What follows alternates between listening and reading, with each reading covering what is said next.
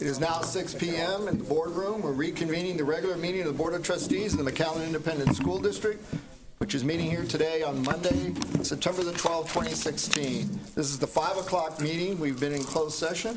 For the record, no action or votes were taken in closed session.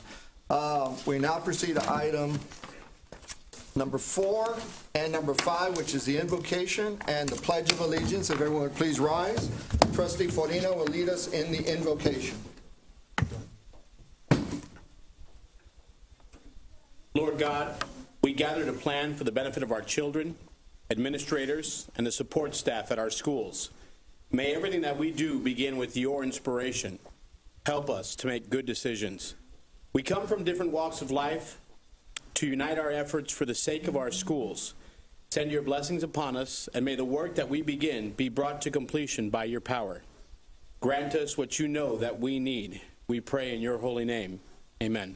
Amen. Amen. Trustee Marco Suarez will lead us in the Pledge of Allegiance and the Texas Pledge. I pledge allegiance to the flag of the United States of America and to the republic for which it stands, one nation, under God, indivisible, with liberty and justice for all.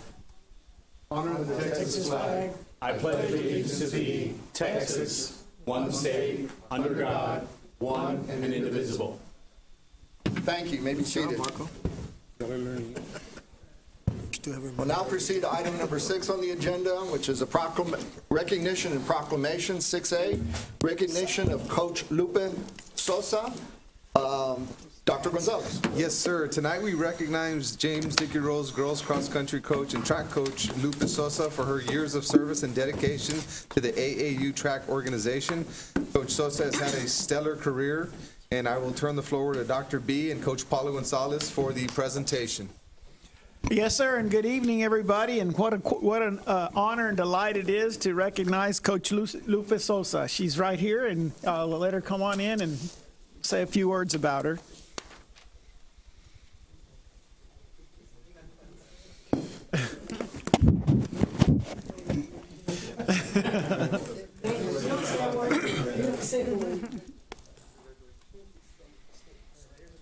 Right there in the middle, yes, sir. This summer, James Nicky Rowe girls head cross country and track coach, Miss Lupe Sosa, was presented an award for her 25 years of service to the AAU track and field. In her honor and for her hard work and dedication, the award was named the Lupe Sosa Award. Now, the award is named after Ms. Sosa. So from now on, any official who completes 25 years of service to the AAU will be receiving the Lupe Sosa Award. And a little bit about her accomplishments. Coach Sosa has been in education for 44 years. That's 44 years. Wow.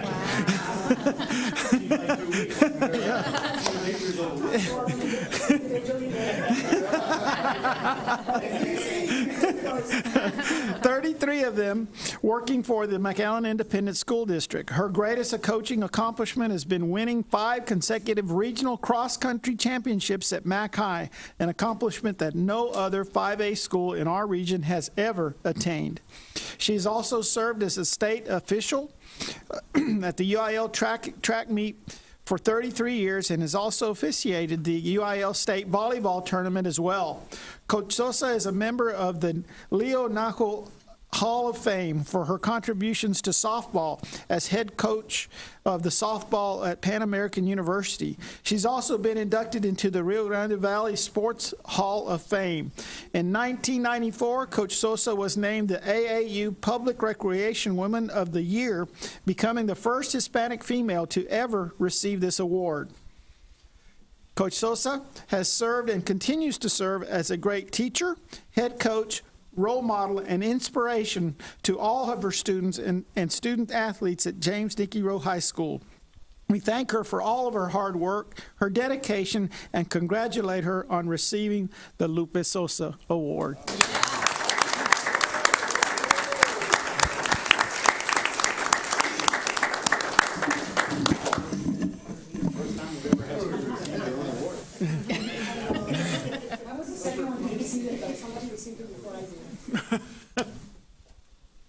Awesome.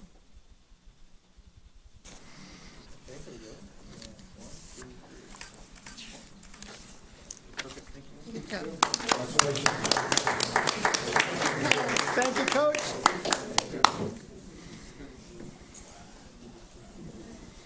Shane Casas. Where is he? Item 6B, recognition of Shane Casas, McAllen swimmer, NISCA All-American. Dr. Gonzalez. Yes, sir. Tonight we congratulate Shane Casas, the McAllen High School swimmer who was named to the NISCA All-American. Coach Gonzalez and Dr. B are here to present his accomplishments. Yes, and could we have Shane come forward, please? Congratulations, sir. And his coach, Jared Kaminsky. Jared Kaminsky.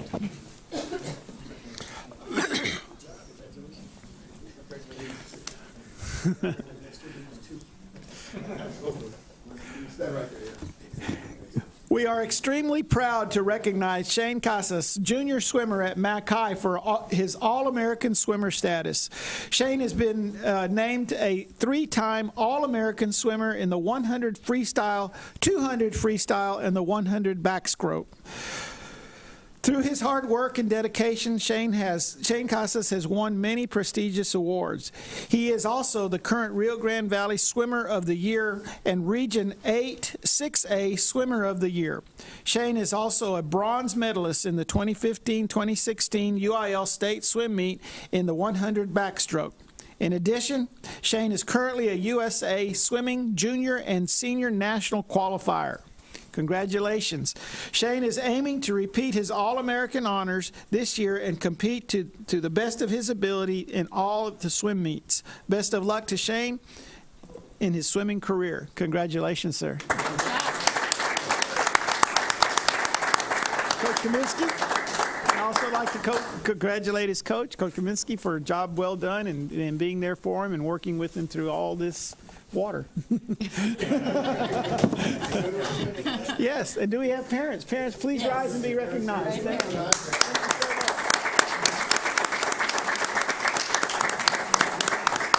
Well, before you take the photo, why don't you come on up and join your son and have a photo as well? And his brother. Right? And your real brother, yeah. Yes.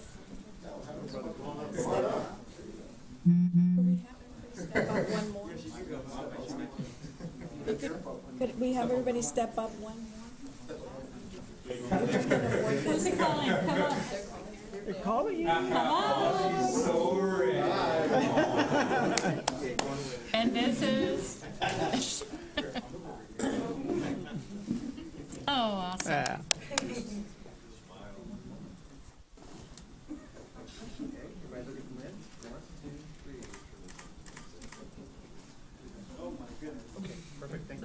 Well done. Congratulations to you all. Continued success. Continued success.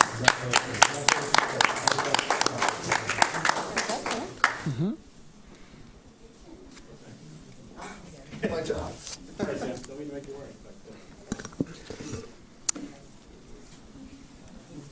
Item 6C, recognition of McAllen ISD business and services by the Texas Comptroller of Public Accounts. Dr. Gonzalez. Yes, sir. The Texas Comptroller of Public Accounts has awarded McAllen ISD in the business office the Transparency Stars Award in the area of traditional finances for exemplary efforts in creating financial transparency around public services and spending decisions. Ms. Garcia is here to introduce the business office team. The Transparency Stars program recognizes local governments across Texas that are striving to meet a high standard for financial transparency online.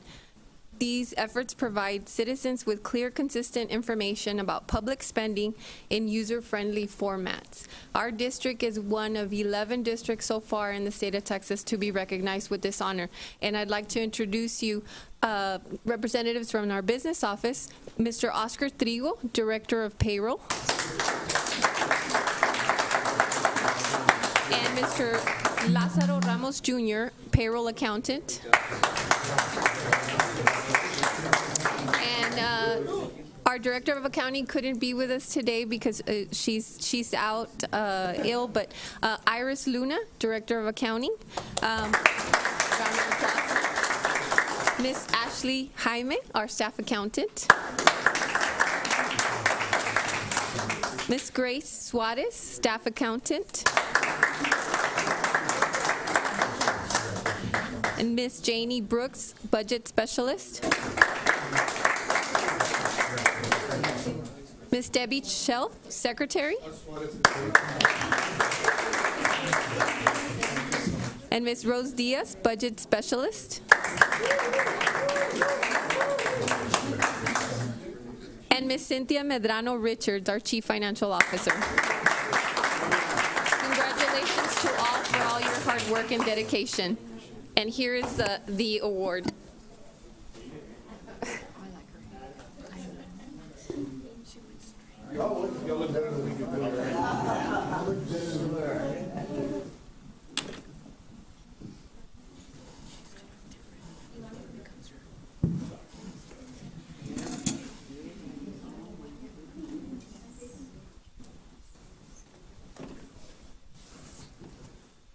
Do you have parents in the audience?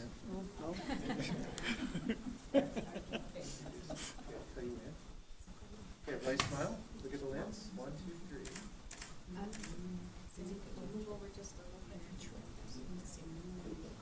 Okay, one more time. 1, 2, 3.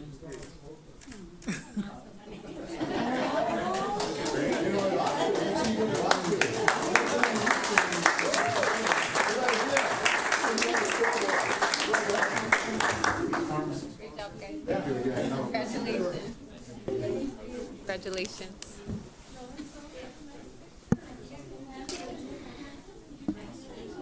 I know.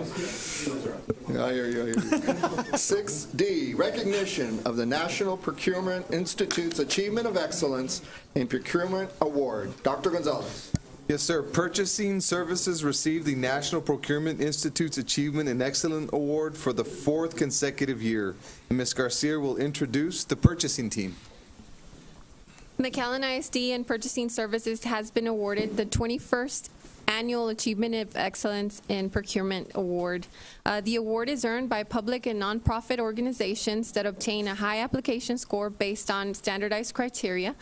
The AEP is awarded annually to recognize innovations and professionalism, e-procurement, productivity, leadership in the procurement function. Our district is one of 23 school districts to earn this distinction in the United States and Canada, and only one of 5 districts in the state of Texas. And to join us here with the award is Ms. Alejandra Gonzalez. She is our purchasing director. Ms. Elizabeth Cabrera. She is our purchasing coordinator. As well as Ms. Gracie Garza, purchasing secretary. Thank you for all your hard work.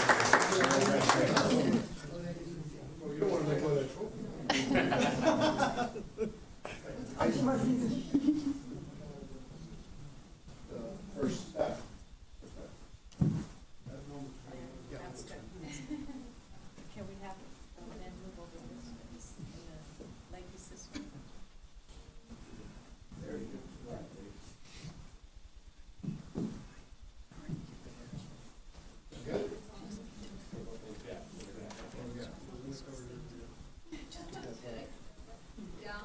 Dr. Gonzalez, maybe you and Mr. Farina can switch places? Yes, sir. And now I really get shorter. Thanks, Dan.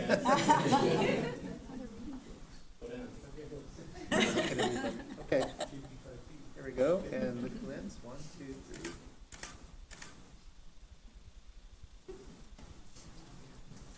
Okay, perfect. Thank you very much. Thank you again. This concludes the recognition.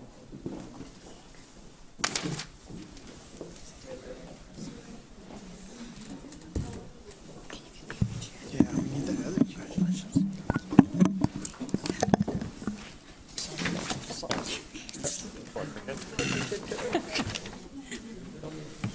Why do we know this? Because this is mine.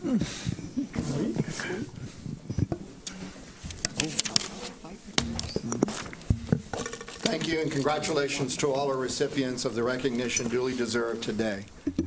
We'll now proceed to item 7, members, board committees, and district reports. 7A, board committee reports. 7A1, instructional service briefing. Chairman Tony Farina. Any report? Yes, sir. On Friday, we had the opportunity to have a phone conversation with Dr. Ibarra. My apologies to Larry for not making it on his. But coming up today from Instructional Services, we'll get a FYI on college and career nights and the FYI for our Student Success Initiative and Accelerated Instruction. There will be an approval of an interlocal cooperation contract between MISD and UTRGV. I will abstain from voting on that as an employee of UTRGV. And then we'll approve a MOU between MISD Special Ed and Hidalgo County Head Start Program. And then we're going to do a little money spending with approval of sole source purchases. That'll go from a child care contribution to instruments of instruction for our children to the IB program. All that's coming up, and that will wrap up my report, sir. Thank you, Trustee Farina. We now proceed to 7A2, business operations briefing from the chair, Trustee Marco Suarez. Thank you, Mr. President. Mr. Vela, Ms. Garcia, and I met on Thursday, September 8, 2006. We discussed business operation divisions. We discussed the business office and the awards that the purchasing department got. We really commend them for their hard work. We also reviewed the tax collection report and the resolution for the 2016 tax rate. We discussed the August budget amendment in the financial report, and we also discussed bids for sale of iPads, advertising, and purchases of vehicles. That's it for my report. Thank you, Trustee Suarez. We'll now proceed. Was there a person who attended the district operations briefing? Myself and Mr. Alvarado did, Trustee Alvarado did. On Friday, September 9th, 2016, Trustee Alvarado, Dr. Barrera, and myself met to discuss the board agenda items submitted for the District Operations Division. The District Operations Division has 8 items. 2 are recognitions, 3 are reports, and 3 are agenda items. Of the 3 reports, the first one is a report about our family treatment program. Second report is about how FMO handles air quality testing in the district. And the third is a summary about the parent organization and booster club fundraising training. Training was well attended, loaded with good information for our booster clubs. Of the 3 agenda items, one is a TASB policy update, which is presented as a first reading. The other is a final payment for work completed on the cooling towers at Mac High. And the last is an interlocal agreement between our child nutrition program and JJAEP for catering services. This concludes my report for this evening. Thank you. Thank you, Trustee John Ball, for your report on the district operations briefing. We'll now proceed to 7A4, human resource briefing by the chair, Trustee Daniel Vela. Thank you, Mr. Chairman. Our committee met, Mr. Farina, myself, along with administration, Mr. Miller, and Mr. Crounce. 6 items to report, 2 standard items, which would be the recommended hires and district resignations for this current school year. We're also here tonight with a second reading for the policy DNA local, which is the performance appraisal evaluation of teachers.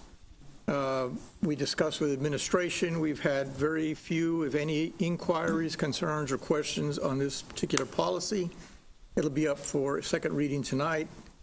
And we also have the approval of the policy T-test, which is stands for Texas, what is it? Texas Teacher Evaluation and Support Systems. And we're also presenting a calendar of events for the same policy that'll be presented this evening. And the last item we will be presenting a list of certified appraisers or evaluation specialists for the T-test this evening. Thank you, Mr. Chair. Thank you, Trustee Vela. We now proceed to 7B, district reports. 7B1, report regarding college and career night. Dr. Gonzalez. Yes, sir. This annual event promotes the college-going culture and guides McAllen students with post-secondary admissions processes, and it will take place at the McAllen Convention Center on September 26, 2016 from 5:30 to 8 p.m., and Dr. Ibarra will present the report, and this is for information only. Yes, and we have a video that we'd like to share with you.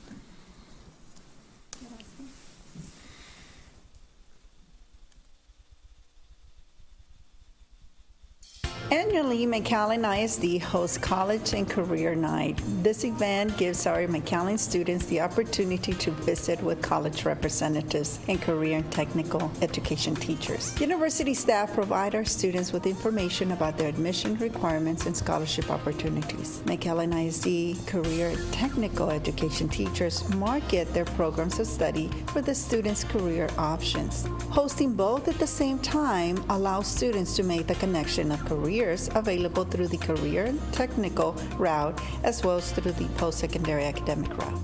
This event will take place at the McAllen Convention Center on September 26 from 5:30 to 8 p.m. We invite all our McAllen families to bring their middle school and high school students to this event. We are grateful that McAllen ISD is one of the few districts who provide this event to our students. We're expecting over 75 universities, from which over 50 have already confirmed for this event. College and Career Night is an opportunity for students from 8th through 12, as well as parents that have children that are in those grade levels, to be able to speak to college, business industry, as well as CT teachers that are at the high school about high school graduation endorsements. The event, College and Career Night, will be structured to enhance communication of endorsements. Starting with the class of 2014-15, students are required to graduate with an endorsement. They can select 5 endorsements, of which they are public service, business and industry, multidisciplinary, STEM, and arts and humanities. The beauty is that students at McAllen ISD have the opportunity to select from any of the 5 while still being able to participate in athletics, fine arts, which make a student a very well-rounded student, as well as making them very competitive. At this event, our goal is to allow students and parents to be able to speak to business industry representatives, CT teachers that will be able to answer questions such as what kind of salaries will they make if they're interested in careers in aerospace engineering, physical therapy, any area in the medical field, if they're interested in welding. By the same time, ask questions of what kind of post-secondary requirements are necessary. So we really look forward to seeing you there. I know that if you attend this function, you will walk out with a lot of good information. Looking forward to seeing you at this event.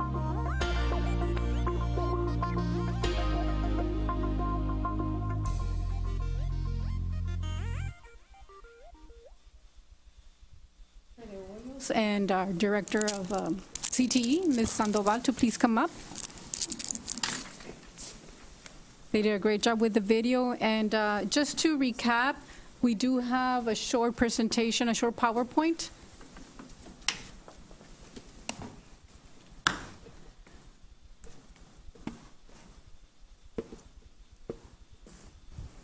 And again, you have the date, September 26, 2016. And once again, we are going to ask our students to pre-register for this event. And the process is very simple. Students register online. Students print an admittance pass or use their iPad with barcode. And then students can bring their barcoded admittance pass or iPad to the fair to be scanned by colleges and universities of their interest. And so this facilitates the process for the students and for the parents, and this allows the students to spend more time at the universities while keeping their data secure. And then we also have a student activity, and I'd like to ask Ms. Sandoval if she can elaborate on the student activity. This activity will be provided to students in 8th grade through either their elective tech apps or their foreign language class, in the 9th through their transition class, and in the 10th through their prep class. So this is simply a guide that the student and parents can have to have those meaningful conversations with our CT teachers or with our business advisors.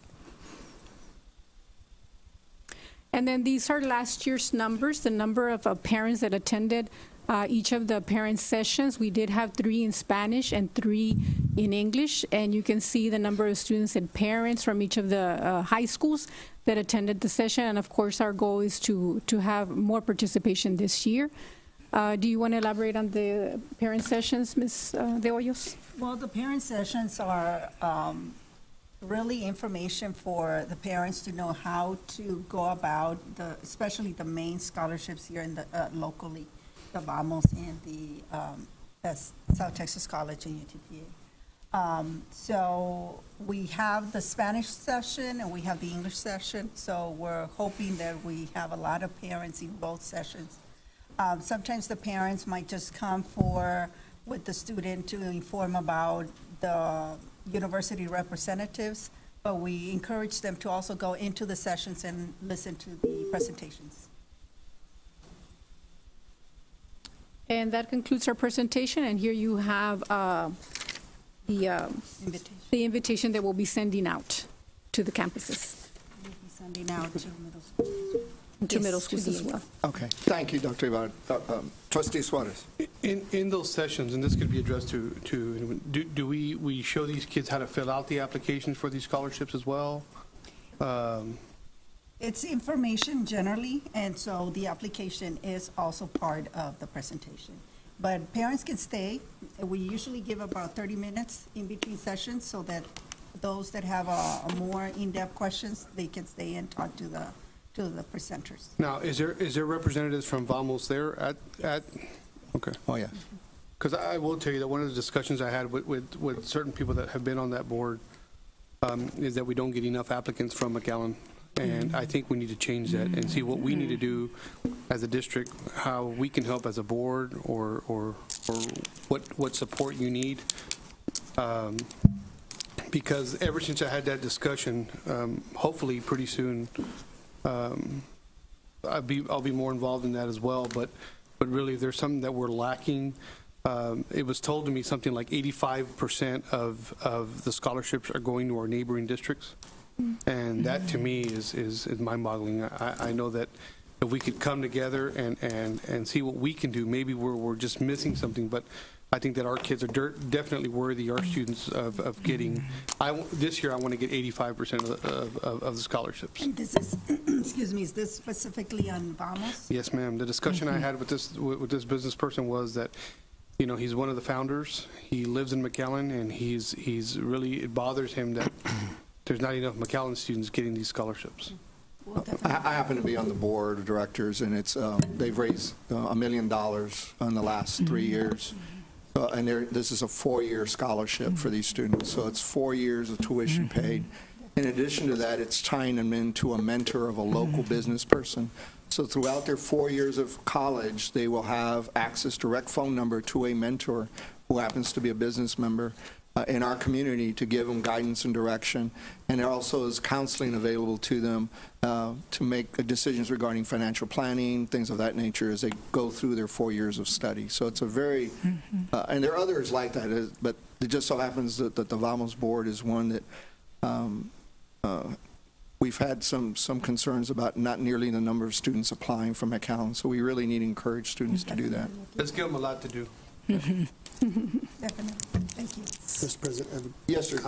Trustee Esponza. Will there be information on the fast food? Because I received an email from regarding my youngest son and the fast food, and I think they moved the application period to October 1st as opposed to January 1st. Oh, wow. And you can also use, I guess for 2017, 2018 school year, you'll be able to use the 2015 tax return. So they don't have to wait the whole year. I know that's what we would always wait in the fall and stuff. Yes. Will there be a presentation? I know it says financial aid up there, but will there be a presentation on the? There is, and also along with College and Career Night, we're also starting our parent information meetings way before. Usually we would start it for November, December, so that we could be ready for January. Now we're starting as of next month so that we can be ready for October. So next it month will is be up- there, it will be there, but in Okay. addition to this one, we'll have additional parent information meetings in every high school. But that would be this month because. This month, or you mean in October? No, this coming month, In September? You're going to do it in September? yes. Okay. All right. Thank you, Trustee Esponza. Trustee Suarez. One last question. Do we, besides doing this for everyone, do we do this at all inside the schools as well. Reason being, I'm asking, so 5:30 to 8:30, I don't have a kid in high school, so I don't know. Let's say we have athletes that are practicing or have games on Mondays. Does that mean they're completely out of this, or is there something that we can do for them, for the people that can't make it? We can choose to do it during the day, or we can choose to do it after 5, simply because there are other districts that either do it during the day. Here, it has been the practice that we do it after 5, and so throughout the day we take the day to really put up the banners, and there's a lot No of problem. movement throughout. My concern is only if they're in extracurricular activities, are they going to be able to attend these? Because that's a good chunk of kids who are, whether it be band, whether it be UIL, whether it be athletics. And I just want to make sure that if they can't attend this, they have something to attend. Well, we have university representatives that come and visit the schools, but it would not happen that day. All the university representatives are at another district during the day. But keep in mind that we do have the college specialists at every campus, and that's their job, to make sure that they connect the students to the representative, to facilitate the process to ensure that they get into college. And the same thing goes for our career technical counselors. That's their role. I just want them to be able to have access to know what scholarships are out there too, because part of the concern is some of the reasons why kids don't attend college is because they have it in their mind already that they can't afford it. If we instill in them as sophomores, freshmen, sophomores, juniors, that there's help out there, and it's not just one, there's, like you're saying, we have it on campus, that's fine. I'm just not aware of it, and that's why I was asking. Yeah, well, and I just wanted to clarify that it wouldn't be this, but throughout the year, that is the role of the high school counseling staff, especially the college specialists, to inform the students and to walk them through the applications and to follow up and continue to monitor. So, Mr. President, I don't know if you have the answer to this, but being on the VAMOS board, do they outreach and go into our schools to let the kids know that these scholarships are out there? Well, the head counselors and the counselors of the various high schools are interacting with the VAMOS, and they do interact and help each other with information and also answer any questions they may have. Now, are they actually going into the classrooms? No, it's done through the counseling centers. And I know at the one location where you still have the,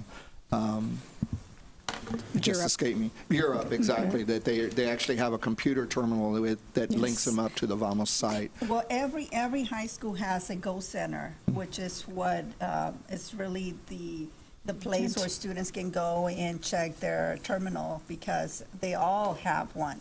They keep on checking on the universities that they sign up for, and they check if they got admitted, if there's any information the universities are needing. So that center is for that. And constantly the college specialists go into the classrooms to inform students about whatever scholarship is coming up. And you're going to talk later about an interlocal agreement with AmeriCorps and TRGV. That we were able to get help, 7 students per high school, where they would concentrate on just assisting those students as well throughout the year, on financial aid application, on college admissions, on even SAT and ACT registration, anything related to post-secondary studies for seniors. Go ahead, Dr. Gonzalez. Okay, I don't want to drag this on, but Sorry, thought he was. I have a business person telling me I have $1 million of scholarships for you guys. I want to know what we can do different to make sure that all these kids know that specific scholarship is out there. I guess that's my question, is there something that we can do that we haven't done in the past that would attract more people to apply for the scholarship? Because to me, they're telling me we have $1 million to give and 85% is going elsewhere. How do I get our students in front of that money? And I think President, if I may. Oh, go ahead. Yes, go ahead, Dr. Gonzalez. One of the things that we know for sure is that our current system isn't giving us the return that we're expecting. So one of the things that we'll do is we'll meet as a team, and our goal will be to triple the amount of applications, to triple the amount of kids that are benefiting from the VAMOS scholarship.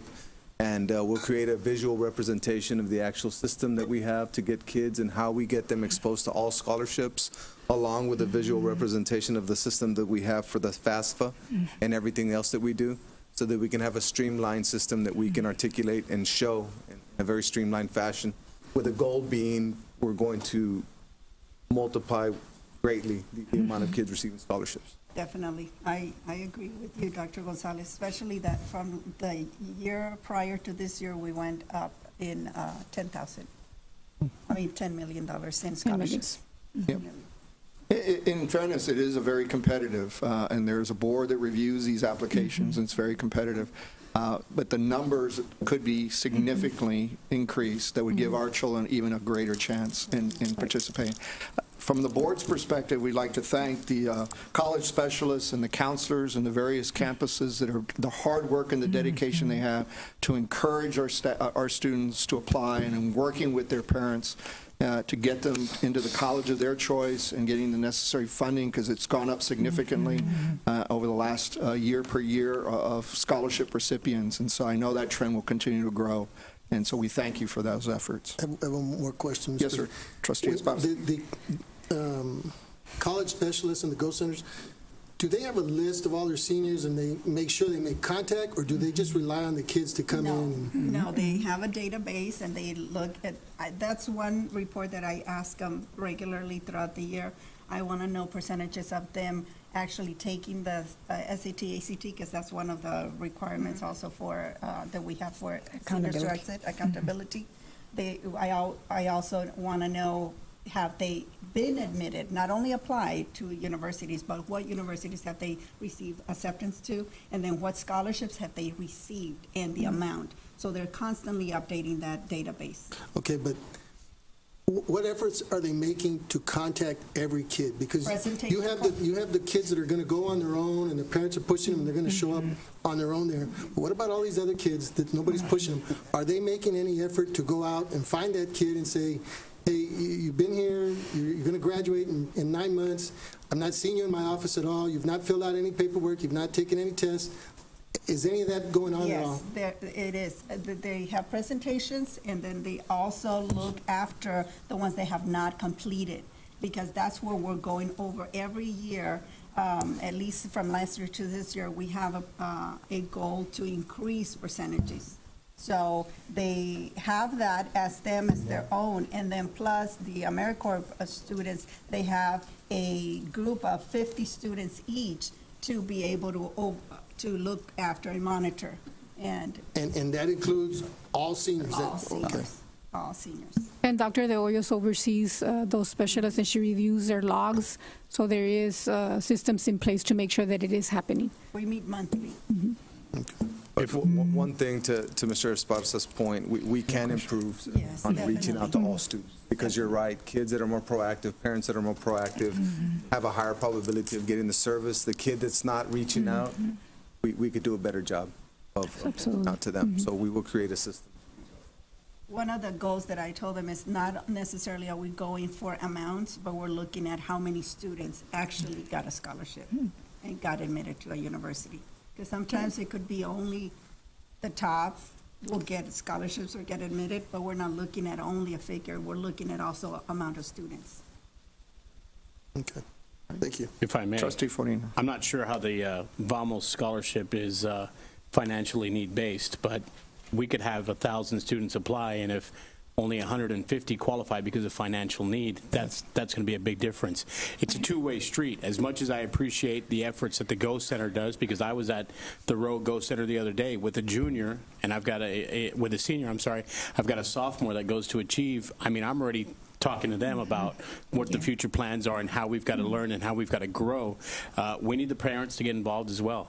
We need the parents to not only attend these events, but to stay on their kids, to talk to the registrars at the high school, to talk to the counselors and say, these are the plans that I have for my child later after high school. How can I assist them in that? There are scholarships. If you're left-handed, there's a scholarship for that. If you sucked your thumb till you were 8 years old, there's scholarships for that. You just need to look for it. And I think, having done scholarships for 5 years, my biggest point of advice to incoming seniors was, when you decide what school you want to go to, make friends with that financial aid person, take them to breakfast taco in the morning, talk to them and say, is there anything out there that you can help me with? Because that's going to help us out quite a bit. So as much as I appreciate what we're doing on our end, it's got to start at home as well, and the parents have got to encourage and make contact with those registrars as well. But thank you for what you're doing. Thank you. Any other questions or comments from the board? Thank you, Dr. Ibarra. Thank you, Dr. De Hoyos, and thank you, Mrs. Sandoval. Appreciate it very much. Have a good one. Thank you. Now proceed to item 7B2, report regarding student success initiative and accelerated instruction. Dr. Gonzalez. Yes, sir. Dr. Ibarra will now present a report regarding our accelerated instruction programs. Yes. And actually, this program falls under Anjanette, and she's the Director of Federal Programs, Anjanette Gonzalez. And so she's going to share our data. Give us a minute. So during the summer months, we provide a variety of opportunities for students that are struggling during the year. And normally, these programs are provided during June and July. Now, it's for elementary, middle school, and high school. Now, one of the programs that we do offer students that are struggling with passing the state assessment instrument. We provide those programs at the elementary, middle school, and high school. And usually what we do is we provide instruction during the months of June. Now, this summer was a little different than prior years. Elementary and middle school did not test due to the mishaps of the testing company through TEA, but we did test at the high school. So what we did is we provided, again, like I just mentioned, in June, that child that did not pass one of the EOCs, which is the end of course administration. Now, do note that as you review the Excel, we had about 900 kids participate in this June program. Now, only 684 tested due to kids not coming back to take the assessment. Now, we did have 32% pass for the summer administration, which occurred during the July month. So as you can see there, we do have a bar graph, which provides you with the all student, and we also have the special populations and the success in regards to who tested and what population passed.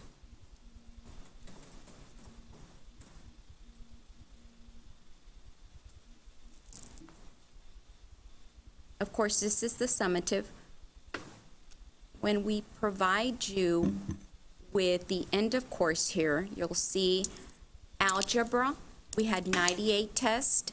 Of those 98 that tested, we had a 35% in level 2 pass. And of course, we provide you with the breakdown there. Now, we also have English 1. Of course, you'll see more participation there. We had 279 tests and a 34% passing rate. English 2, 201 with a 22% passing rate. Now, when we compare our district to other neighboring districts, we do provide this opportunity, something that neighboring districts do not provide. But of course, when we provide these opportunities to our kids, we want to make sure that they do graduate within those 4 years. And of course, one of the requirements is that they pass all of these assessment instruments. So again, is this something that is positive for these kids? Yes, it is, because again, it provides them with additional opportunities that can provide success to these kids.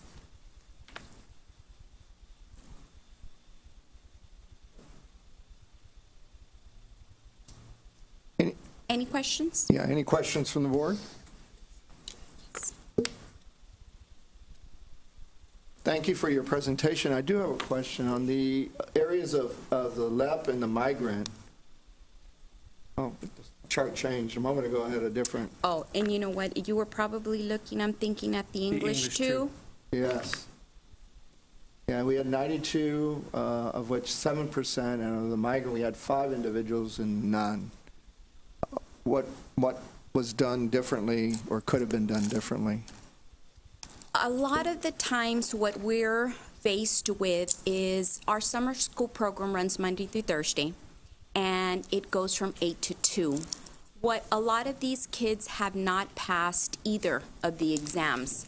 So we're forced to have to split these kids into hour and a half, 2-hour instruction for all of these assessments, or as the teachers trying to provide instruction based on wherever they showed weakness in.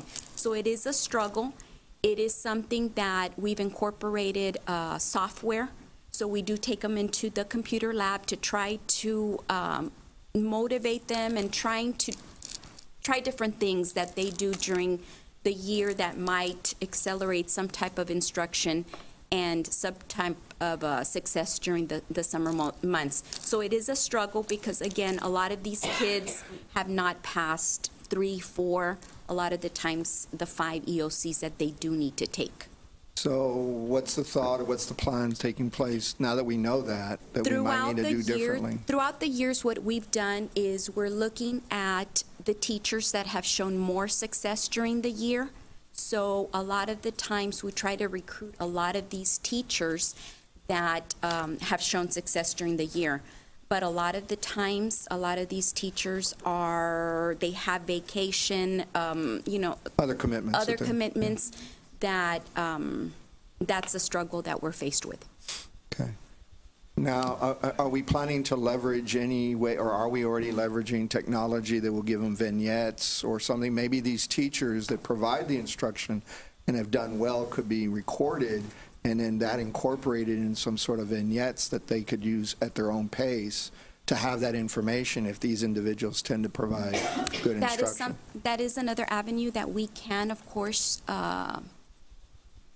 as we plan for the summer months, that we can talk about and discuss. Yes. No direction, just a thought. Just trying to, the adage, we've done it again and again and again, and we make some gains, but we probably make more. I also wanted to add that this summer, a group of teachers from each of the high school campuses went to SIOP training, and so they will be implementing, because if you notice the 7% with our LEP students, we know that's an area of need, of high need, and so our teachers were trained with those SIOP strategies, and they will be implementing these strategies, which are research-based best practices, really, and they're good for all kids. So hopefully we'll see some improvement in those scores, and hopefully some of these teachers will also be teaching during the summer. Thank you. Trustee A quick question. How does this compare with historical data? And I should have provided that comparison. There's about a 3% gain from prior year. Total number of kids, about the same that participate. Have we changed the delivery of instruction? Yes, we have. We've incorporated some instructional practices that core coordinators have felt that are successful during the year, but it's 3 to 5%. We are working with the most at-risk child, so our objective is to try to give them another opportunity that they're not provided with. How about peer districts, region or statewide? As I've talked to my colleagues, a lot of districts do not provide summer instruction. They do not provide any type of other enrichment camps that we do provide here as a district. But as I communicate and as I speak to my colleagues, they don't provide what McAllen does during the summer months. Thank you. Thank you. And thank you for all your work and efforts. 3-5% is a gain, and that's a very positive move forward. So thank you for that. Mr. Sullivan. Yes, sir, Trustee Esparza. Ms. Ibarra, I know we talked about this on Friday with some of the other programs that were on the agenda. And, I think this year, the special populations are going to be counted on our academic report card, basically. Yes, they are. And so, and these kids are there during the summer too, correct? Yes. No, this doesn't count. No, it's only the first and the second administration. As part of the accountability? Right. Yes, first and for the elementary. This will impact, this is actually the start and will impact our 16-17 data. So we will see some type of participation This is the beginning of, again, 16, 17 data that we will be receiving at this time next year. Okay, So does it help the high schools? Yes, it does. okay. Because again, this is another opportunity that we do give our kids a chance to pass this assessment within the 4 years that they are in high school. Thank you. Thank you. Thank you, Trustee Esparza. Any other comments or questions? Thank you for your presentation. We'll now proceed to item 7B3, report regarding family treatment program. Dr. Gonzalez. Yes, sir. Dr. Barrera and Mr. Adrian Garza are here to tell us how the district's family treatment program has continued to increase access to mental health services for students and their families, and this is for information only. Good afternoon. Afternoon. And good afternoon, and a little bit of history here. About 8 years ago, we were part of a grant. Safe Schools, Healthy Students. The Safe Schools, Healthy Students grant. It was let me, yes, sir. It was, what is wrong with this? Nope. Hold on.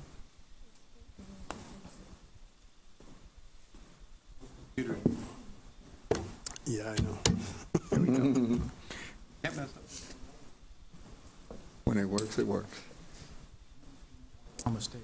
You got a computer specialist right behind you. I'm your center. Weekend. They did. There we go. He sure did. While you're here. Yeah, see, as soon as he walked in the room, we got it straight. A little bit of history. The family treatment program has been around for about 8 years. This was originally brought out from a grant that we got, which was a Safe Schools, Healthy Kids grant. And it played out, it's been about a couple of years. About 8 years ago, we created the family treatment program. And Adrian Garza has been our key man there to take this program. We've got a number of very good programs in place, MOUs and memorandums of understanding with partners that help make this successful. I'm going to turn it over to Adrian and let him tell you a little bit more about the family treatment program. On the first slide, we have the core management team, which is comprised of community members as well as people from our local organizations and from our school district. Essentially, what is discussed at these core management team meetings is how we can increase access to mental health services for students and families. We also deal with crisis intervention. On top of that, we work very close with Dr. Hoyos and Mr. Adalia del Bosque on trying to intervene when we need to, as well as trying to provide the best service to children and families who may be in crisis. And this is when a child is either suicidal or homicidal. Working on an aftercare program with the children that are coming out of the hospital. They will see our interventionists at the campus level and to ensure that they're acclimated when they come back, as well as trying to figure out a way where we can respond to their needs when they're actually released from the hospital. We also have an agreement that's working on telemedicine with Child Protective Behavioral Health. At this point in time, we're looking at 2 additional campuses that they will be actually co-locating at. One of them is Fields Elementary, the other one is McAllen High School. So we'll have a full-time qualified mental health professional from Tropical Texas Behavioral Health at those campuses. It's taking a little while. We have Thigpen and McAuliffe who have been co-located by these qualified mental health professionals last year.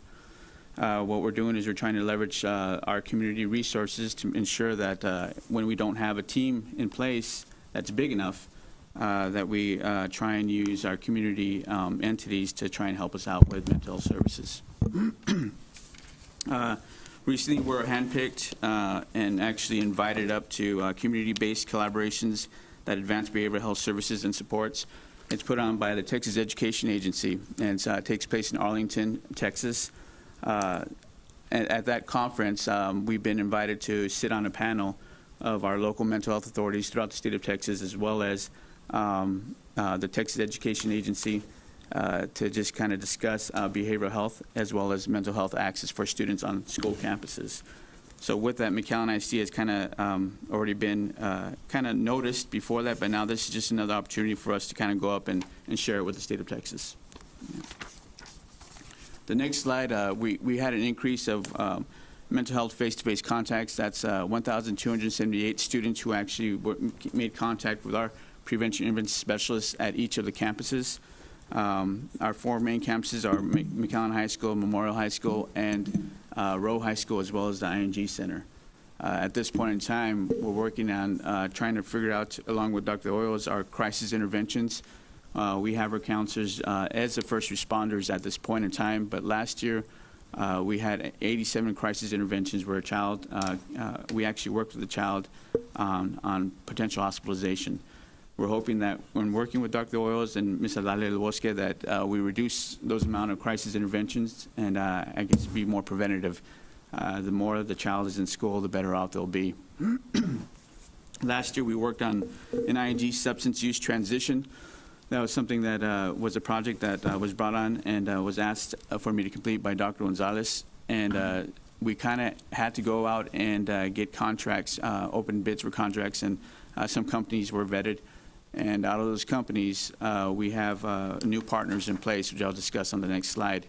But currently, since we've been doing the transition since March of 2016 up at the end of the school year, May of 2016, we've had 17 substance use referrals from the ING that go directly to either PDAP, Raising Hope, or New Beginnings. So what that means is we're trying to figure out where we can actually have a continuity of care between the ING if a child goes there for drug use. As they transition back to the home campus, we ensure that we have somebody in place or a program in place where they can finish their treatment. I really wanted to discuss, and that's our goal this year, is the gaps in service.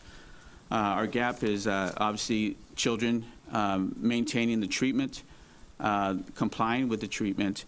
So we're working on filling in that gap and trying to get parents more involved in the treatment of their children.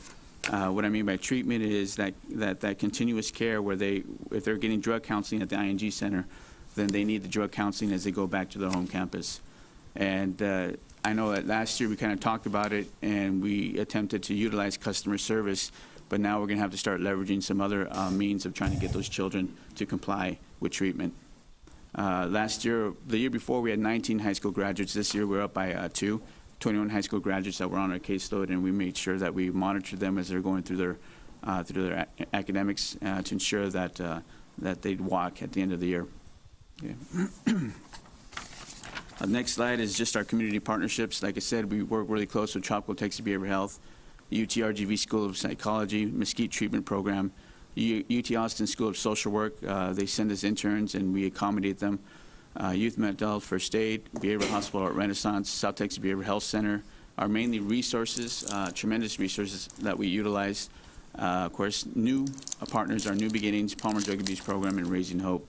And in having these partnerships in place, it allows us to expand our services. Not only that, but ensure that we're providing the best treatment or actually the best service possible to families. I can't say enough about these community agencies. They've been a great help to us all, and we really appreciate them. Thank you, Mr. Garza. Thank you, Dr. Barrera. Any questions or comments from the board? We commend you for your program and the individuals you're working with, and definitely the various organizations that help our children and their families move away from dependency and back to a fulfilling life. So thank you for your efforts. Thank you. Appreciate it. Thank you for your presentation. This time we'll now move to 7B4. This is a report regarding the first annual mandatory parent organizations, student and booster clubs fundraising training. Dr. Gonzalez. Yes, sir. On September 7th, District Operations hosted a fundraising practices training for all booster clubs, PTO/PTAs, and student club sponsors at Rowe High School. The training was well attended with over 150 boosters, parent organizations, and 30 vendors on hand. And Dr. Barrera will highlight the And thank you very much. We had this on the Wednesday, September the 7th. We had it at the cafeteria. We invited all of the sponsors, Booster Club sponsors that we had contact with, and invited them to come and learn about the fundraising and some of the guidelines and different things that go along with this. Had some very good presentations. Miss Cindy Richards was on hand to go over the do's and don'ts and what's required. I gave a little talk about the couple of policies, policy GE and FJ as well. And then we kind of closed it up with Miss Alex Molina that talked to the food and fundraising and the different opportunities that are there. But I think one of the bigger things that got a lot of participation was we invited vendors. And Ms. Lorena Garcia helped us out there, and we had about almost 30 vendors from different kinds of categories, from food and all, as far as, and also other types of fundraising things that they could have, and gave them a chance to talk to the parents there as well about some of the products that they had. Just briefly go over, this is quite lengthy, the slides, so I'm just going to touch on them a little bit. This is GE Local, and it goes over what the requirements are for booster clubs and organizations. This is our policy. This is policy GE, and it's on the books. It requires that each booster have financial goals and different things there, but it's required that they have a charter, or they must have some bylaws in place, and those have to be turned in or submitted into the principal of that campus. Some other things here, it also goes into fundraising projects and how they're conducted, and the authority of the school district, or I guess the school district's role in how this is all carried out. So it kind of goes very well in hand with, these are some of the things that a lot of folks often have questions about. So it was very good information there. Went on, talked a little bit about FJ. FJ, this was the policy that we amended the other day. We went from 3 full fundraising days to 6. It also outlines the days you get to, the times that you get to do this is after school, and starts 30 minutes after the end of school and goes in. It talks about weekends and when you're eligible, what kinds of foods you can do during that time, and what kinds of foods that you can have on hand within the school day. So they have to meet the FDA or the child nutrition guidelines as well.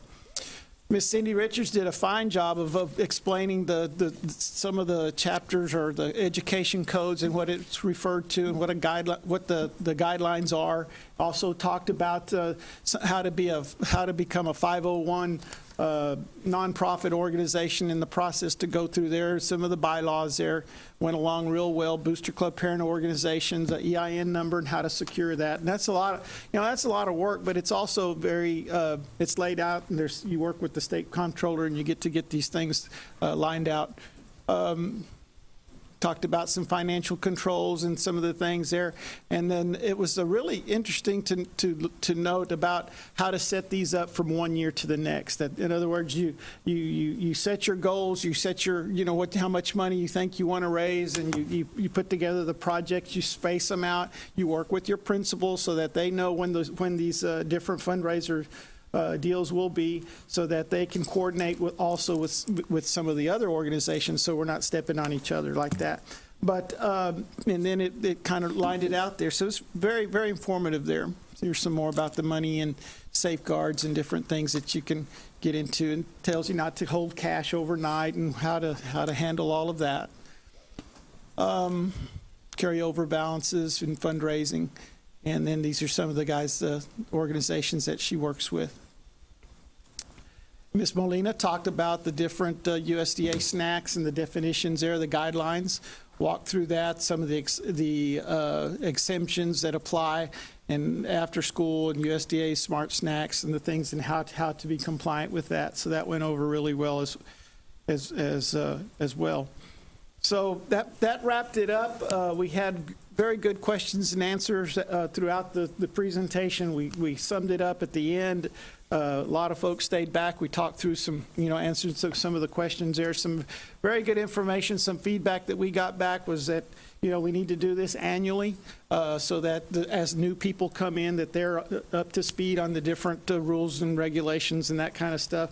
They also said that they would like to see a food handlers seminar put on, in which we can coordinate with the city for all of our boosters to come, and we could get them all in at one shot and get that done too. So, and then finally, we wanted to also create some sort of standard set of guidelines for boosters to follow whenever they want to sell signs or put some signs up, like at the baseball field, and some of the kind of language that can be put on that. So it's all good. It was an exciting night. Got to eat well, and everybody went home happy. So that concludes my report. Thank you for your presentation. Trustee Suarez.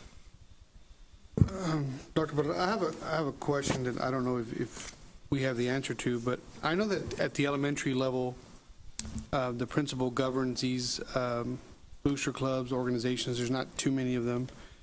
In the middle school, there's a little bit more. At the high school, there's a lot of clubs and organizations.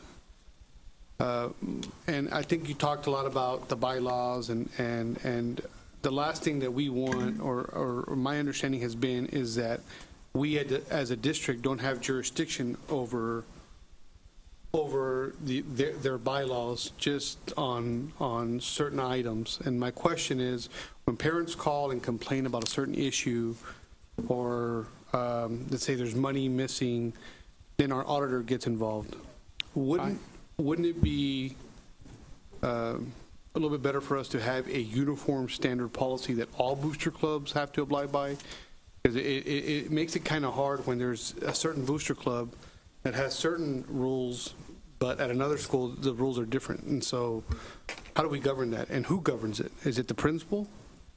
And at the high school level, I mean that's a lot to put on a principal to govern, what, 20 organizations? Mm-hmm. It's quite a load when you think about the number of clubs at the high schools. As the policy lined out, you've got to be a charter and you've got to have bylaws in place, and those aren't specific. Those aren't uniform, but they are specific to the club and their organization. In other words, the FFA's bylaws will be the same here as it would be in our neighboring districts or anywhere else. So all three FFAs would have the same bylaws? Yes. Okay, Yeah. so that's what I'm getting at. And the clubs, the other So all three chess clubs are going to be the same? Yes, those kinds of organizations that are known through UIL are going to have the same kind of bylaws. And so that's what they would submit. Where they tend to differ when they start to get the number of kids that line up and sign up to be a membership. And then they're an organization, and then they have their meetings, and then the sponsor's job is to oversee them and make sure that, that along with that, the number of fundraisers that they're going to have. Okay, so that's my question. Who oversees that? There's a sponsor that oversees the club, and that's the student organization. So it's the sponsor's responsibility for that booster club?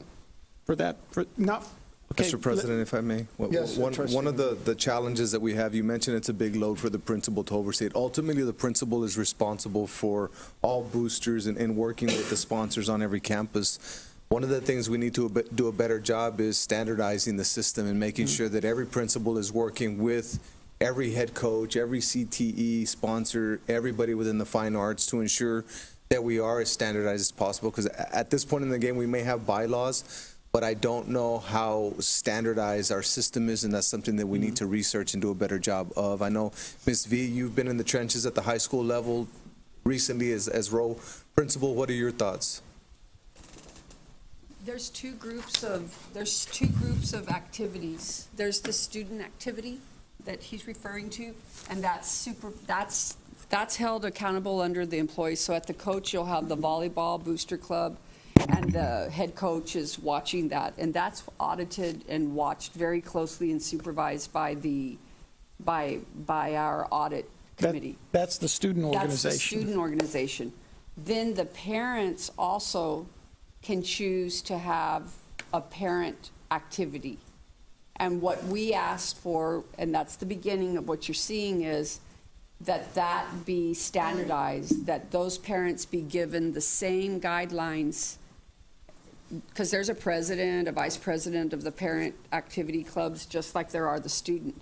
And so we ask that the parents be trained the same as the coaches are trained or as the teachers are trained in the student activities. The only thing, because of manpower, is what we were always told as principals, that the audit committee can watch the big mass array of student activities, those activity accounts, because it's big. There's a certain amount of fundraising. That's a very, very big amount. But at the parent level, that's something that the principal, it lies on the principal. So the goal this year was to train all of the parent officers that are leading those parent clubs, so that they will learn how to they'll follow the same procedures, the business procedures of collecting it, depositing it, Well, and knowing what fundraisers, how many, and all of that. Let me give you a hypothetical situation, and I'll tell you, because I was a PTO president at Garza, and we had a bylaw that was a page long. So I talked to the president at Gonzalez and the president at Milam, and I went from a 15-page to a 22-page, and I was like, where do I start?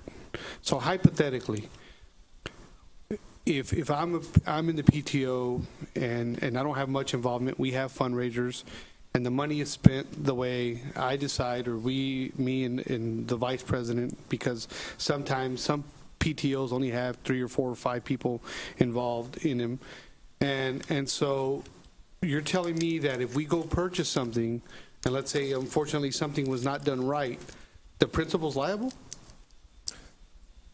The PTOs and PTAs have separate accounts. What we're saying is that we want the administration to work in conjunction with PTO and PTAs and not necessarily control their bank accounts, but to definitely know what their vision is, what their mission is, what they're wanting to buy, so that there's a direct connection. I think we need more administrative oversight. Well, that's what I'm getting at. If I use the campus to make money for the organization, I have a carnival, and I make $9,000. They're using our facilities, and I say ours in terms of the school district's facilities, to make money, yet we don't govern how they spend their money. That concerns me. And I'm not telling them you have to spend it on this, but there has to be someone that's overlooking this to make sure, and I'm not saying that it's not being spent properly, but I think what we do is we leave ourselves open to a lot of temptation. We shouldn't be there.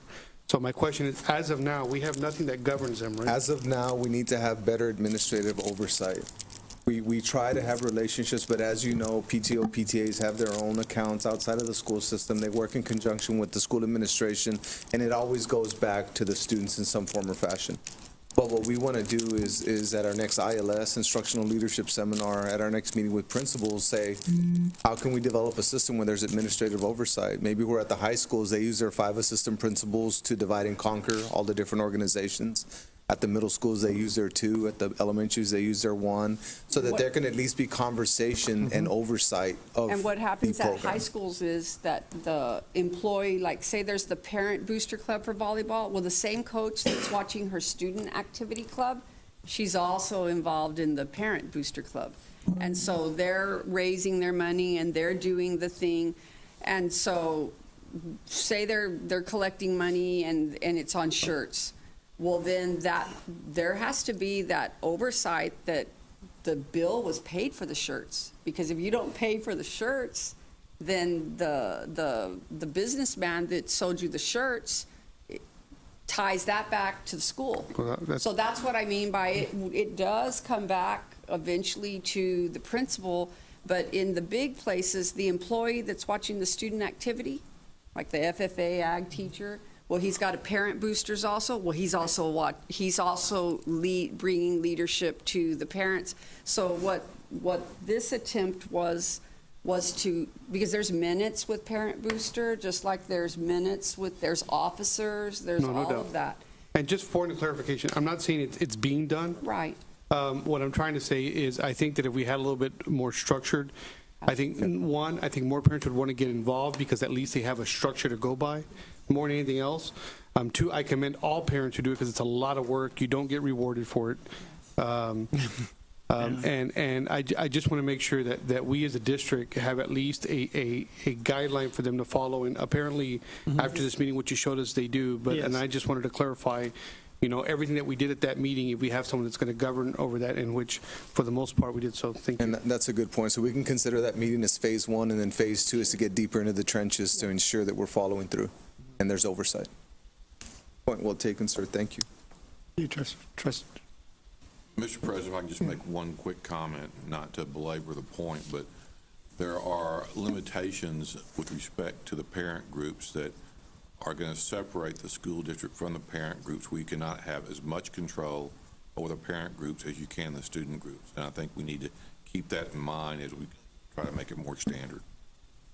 About the only thing, as I understand it, is that the finance part is subject to an audit by the internal auditor, short of the bylaws, how they arrange their meetings, how they organize themselves. how they recruit their membership. We cannot interfere in Mainly that. because they're an independent organization, not subject to the school.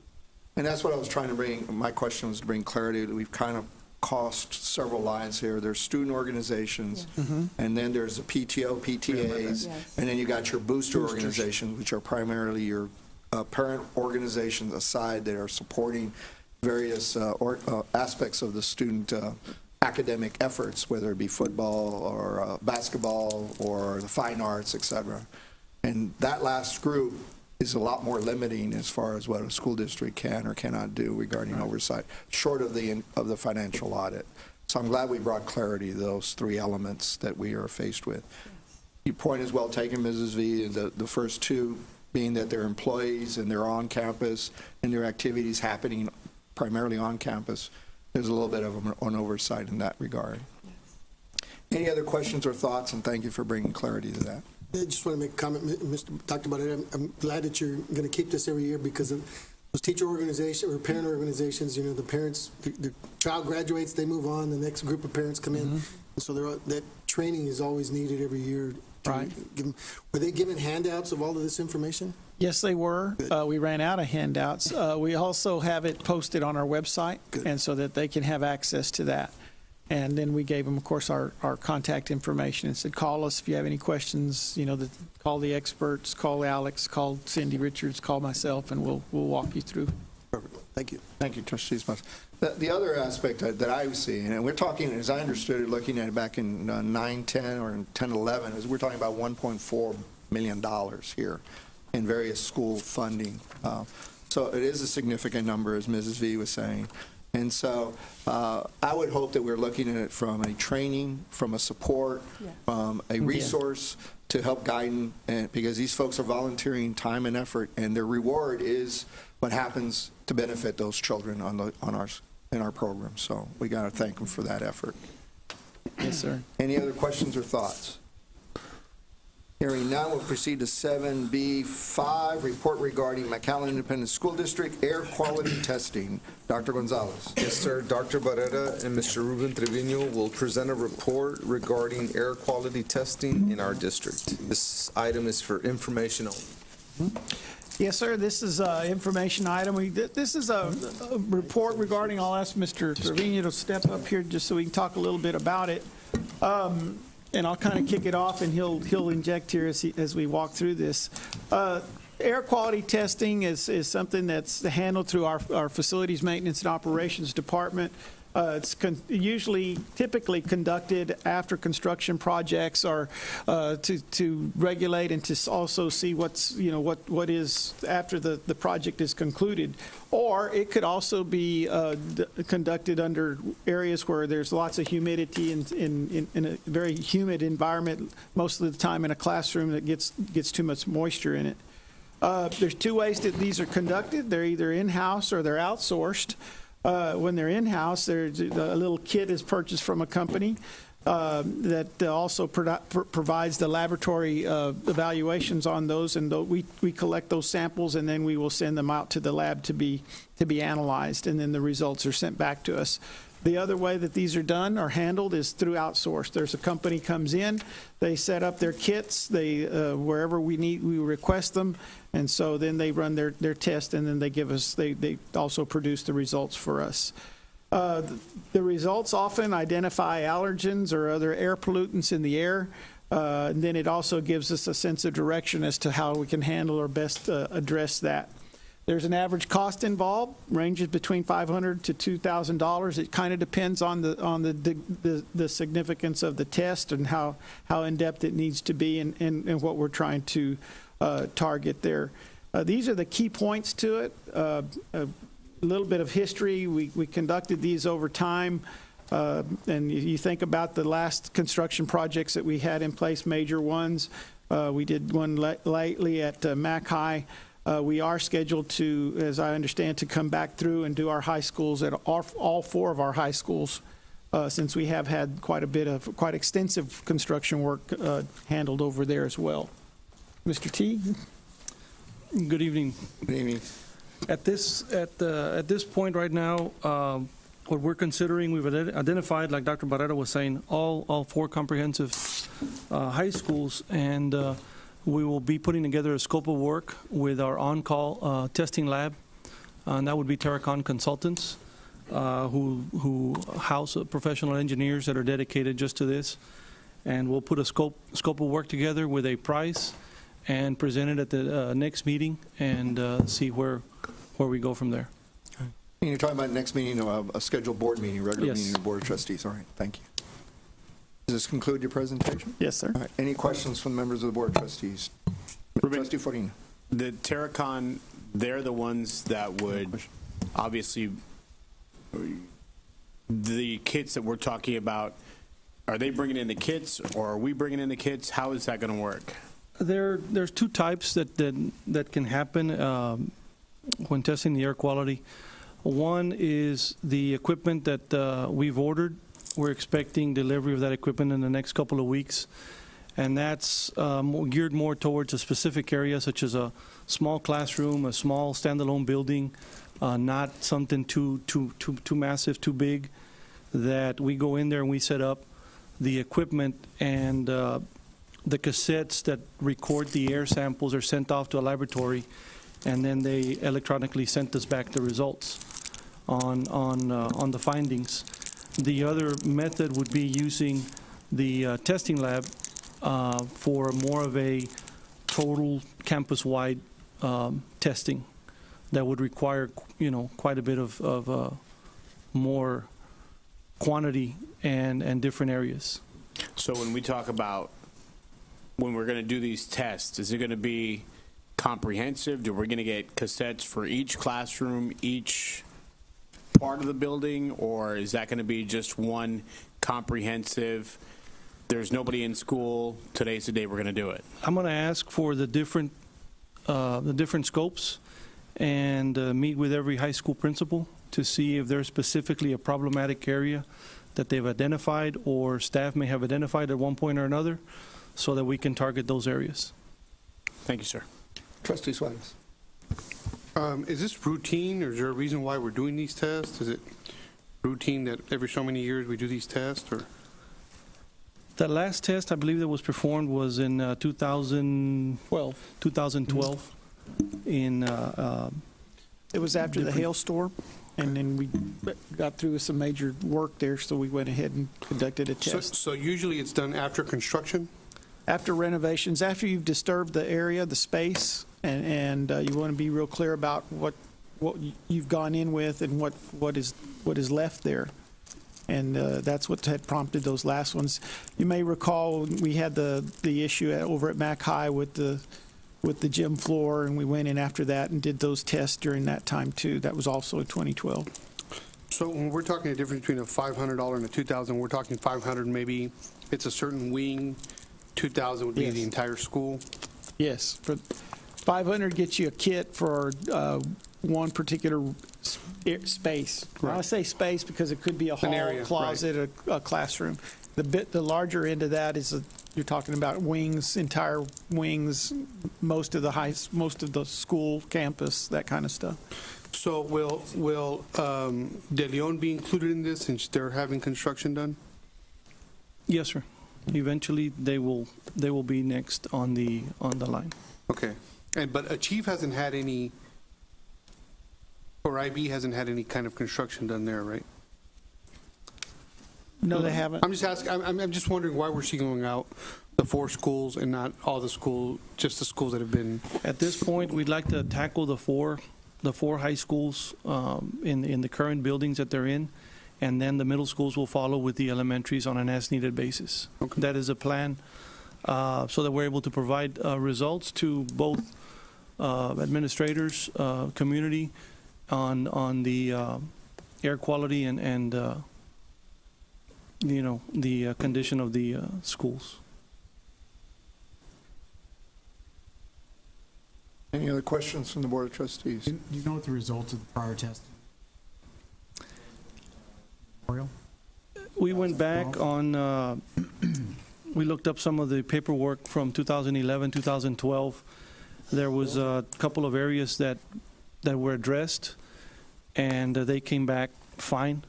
One area required the change out of an HVAC unit, and I believe Dr. Barrera was, I was not, I wasn't here at that time. Where were you, Ruben?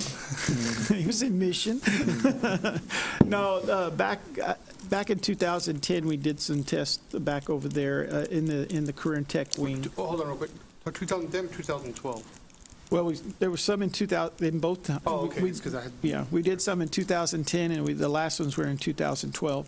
As I recall, around 2010, we did some over at Memorial.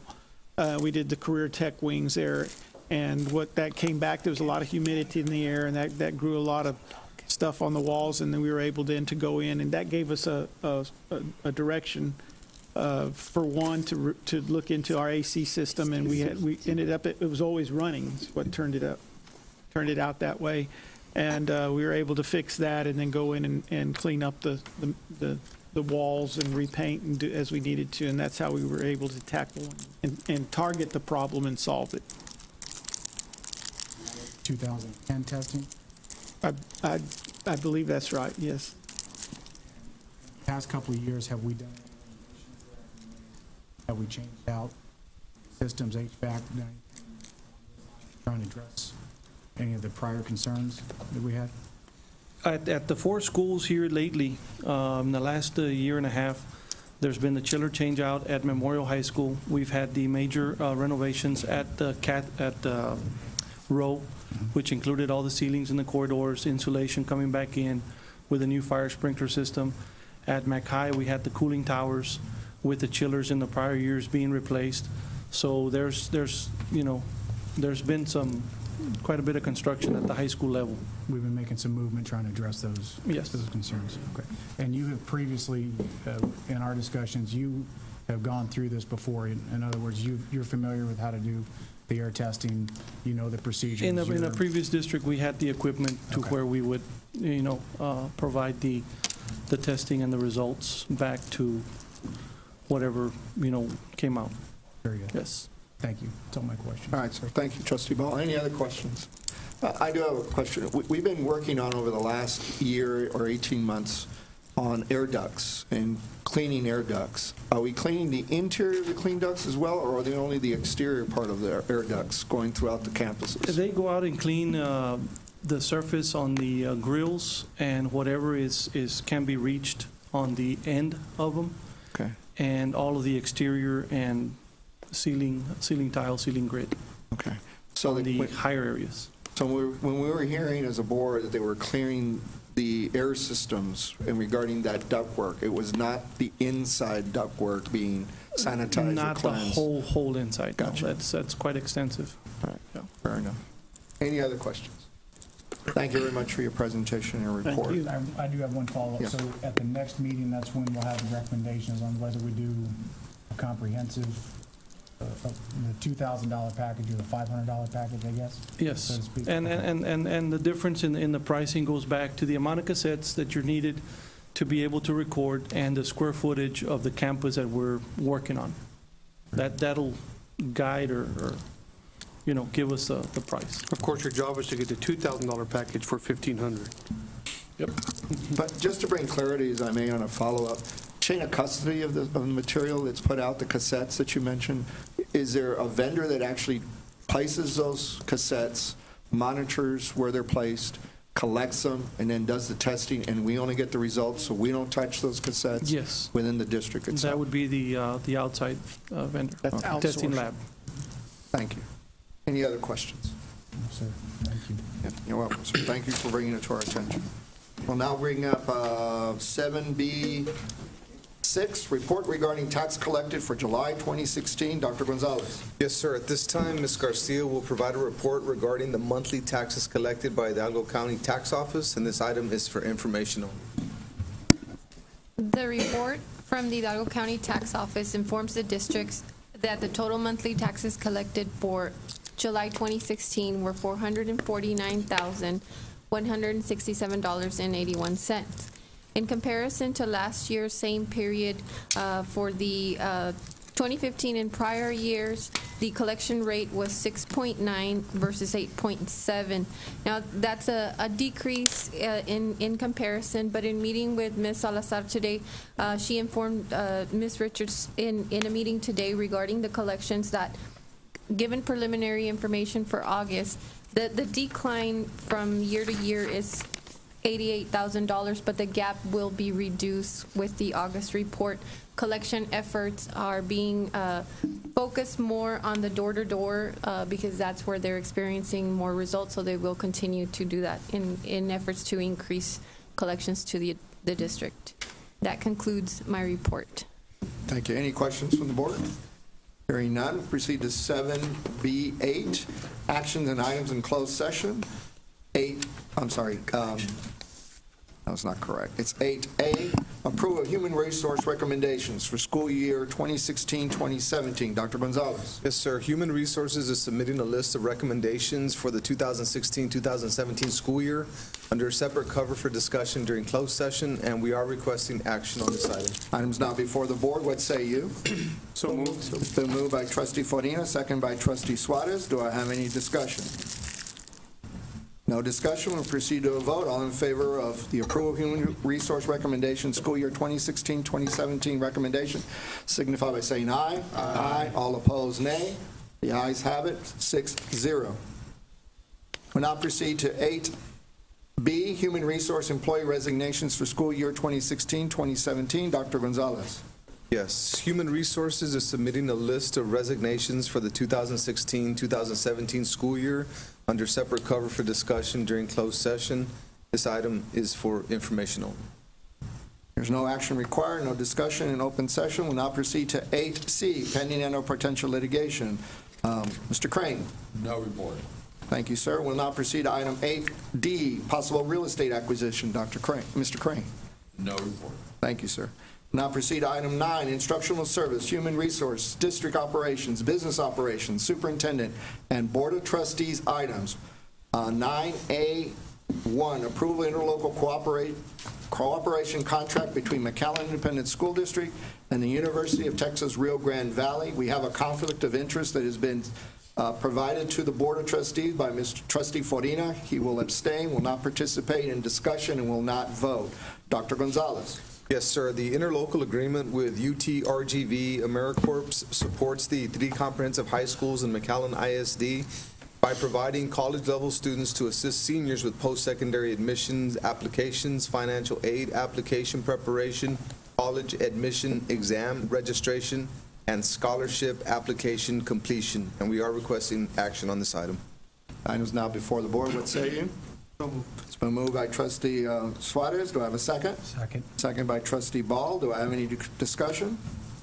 Hearing none, proceed to a vote. All in favor signify by saying aye. Aye. All opposed, nay. The ayes have it, 6-0. Motion carries. 5-0. 5-0, and 1 abstention. Oh, juvenile justice. Okay, thank Yeah, The next one. you. Yes, sir. The next one. correct. Item 9-2. Okay. Item 9-2, the approval of memorandum of understanding between McAllen ISD Special Education Program and Hidalgo County Head Start Program. We have 2 board members with conflict of interest. They've so stated and let the board know they will not participate in discussion and will not vote. And those are trustee John Ball and trustee Larry Esparza. Dr. Gonzalez. Yes, sir. MISD and Hidalgo County Head Start have partnered to provide a preschool program for children with disabilities to serve children 3 through 5 years of age who meet special education and Head Start criteria.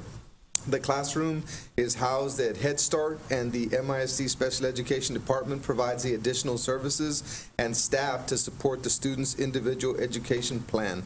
And we are requesting action on this item. So moved. It's been moved by trustee Farina. Second by trustee Suarez. Do I have any discussion? Hearing none, proceed to a vote. All in favor signify by saying aye. Aye. All opposed, nay. Motion carries 4-0 with 2 abstentions.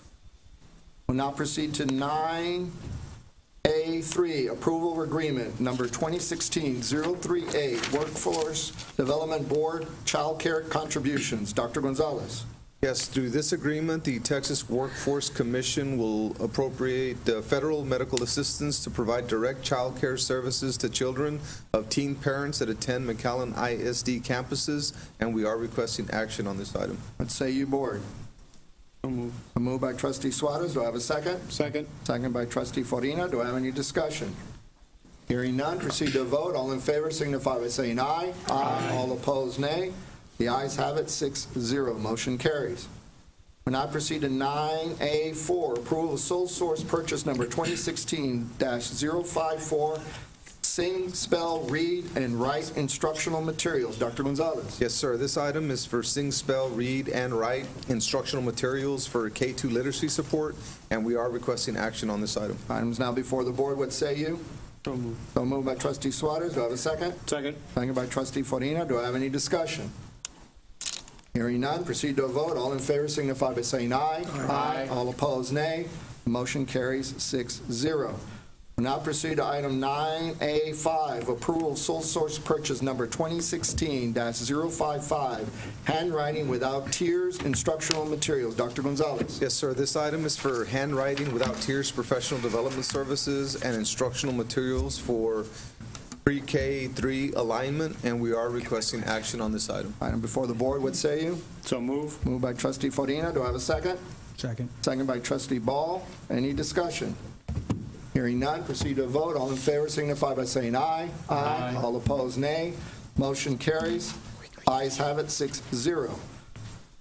Now proceed to item 9A6, approval of sole source purchase number 2016-056, Huntington Mifflin Court leveled reader K2 instructional materials. Dr. Gonzalez. Yes, sir. The Houghton Mifflin Harcourt leveled readers for K2 is a level literacy intervention that provides effective small group instruction for students who find reading and writing difficult, and we are requesting action on this item. I'm sure you got it correct. I think I butchered it pretty badly, and I apologize for that. So moved, man. I'll see There you go. So moved by trustee Suarez. Do I have a second? Second. Second by trustee Farina. Do I have any discussion?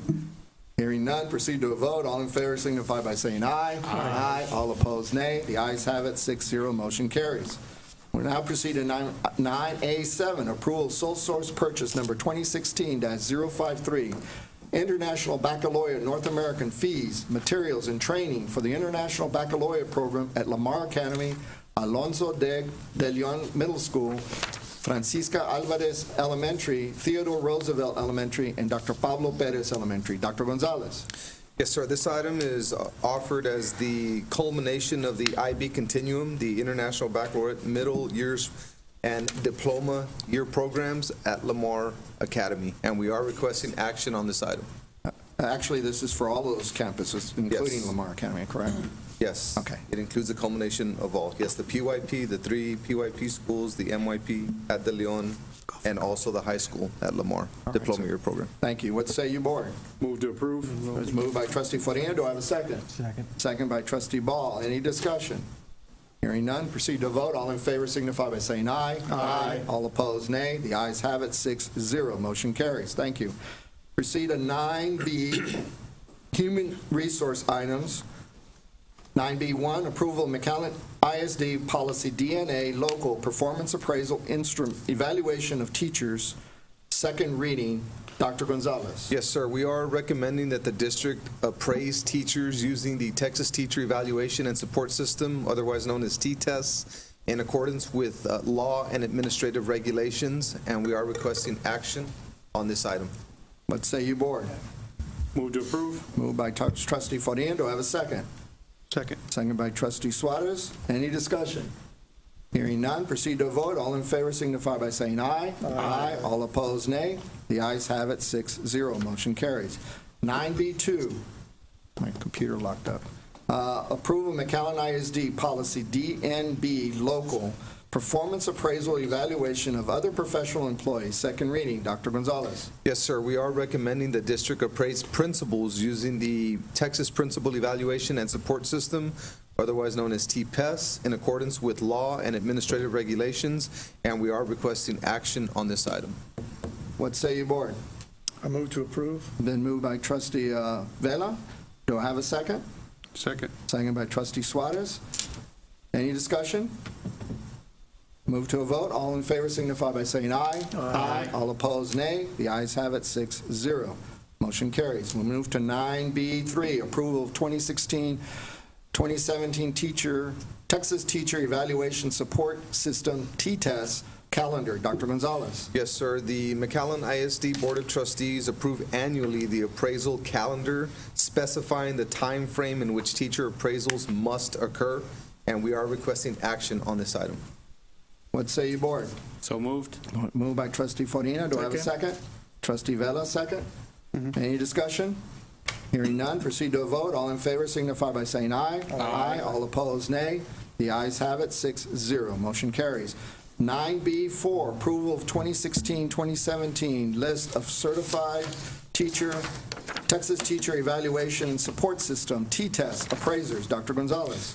McAllen ISD Board of Trustees approve annually the list of certified teacher appraisers, and we are requesting action on this item. I move to approve. I believe the list was given to us separate cover this evening. Yes, sir. I move to approve. Been moved by trustee Vella. Do I have a second? Second. Second by trustee Suarez. Any discussion? Proceed to a vote. All in favor signify by saying aye. Aye. All opposed, nay. The ayes have it, 6-0. We'll proceed to 9C, district operations items.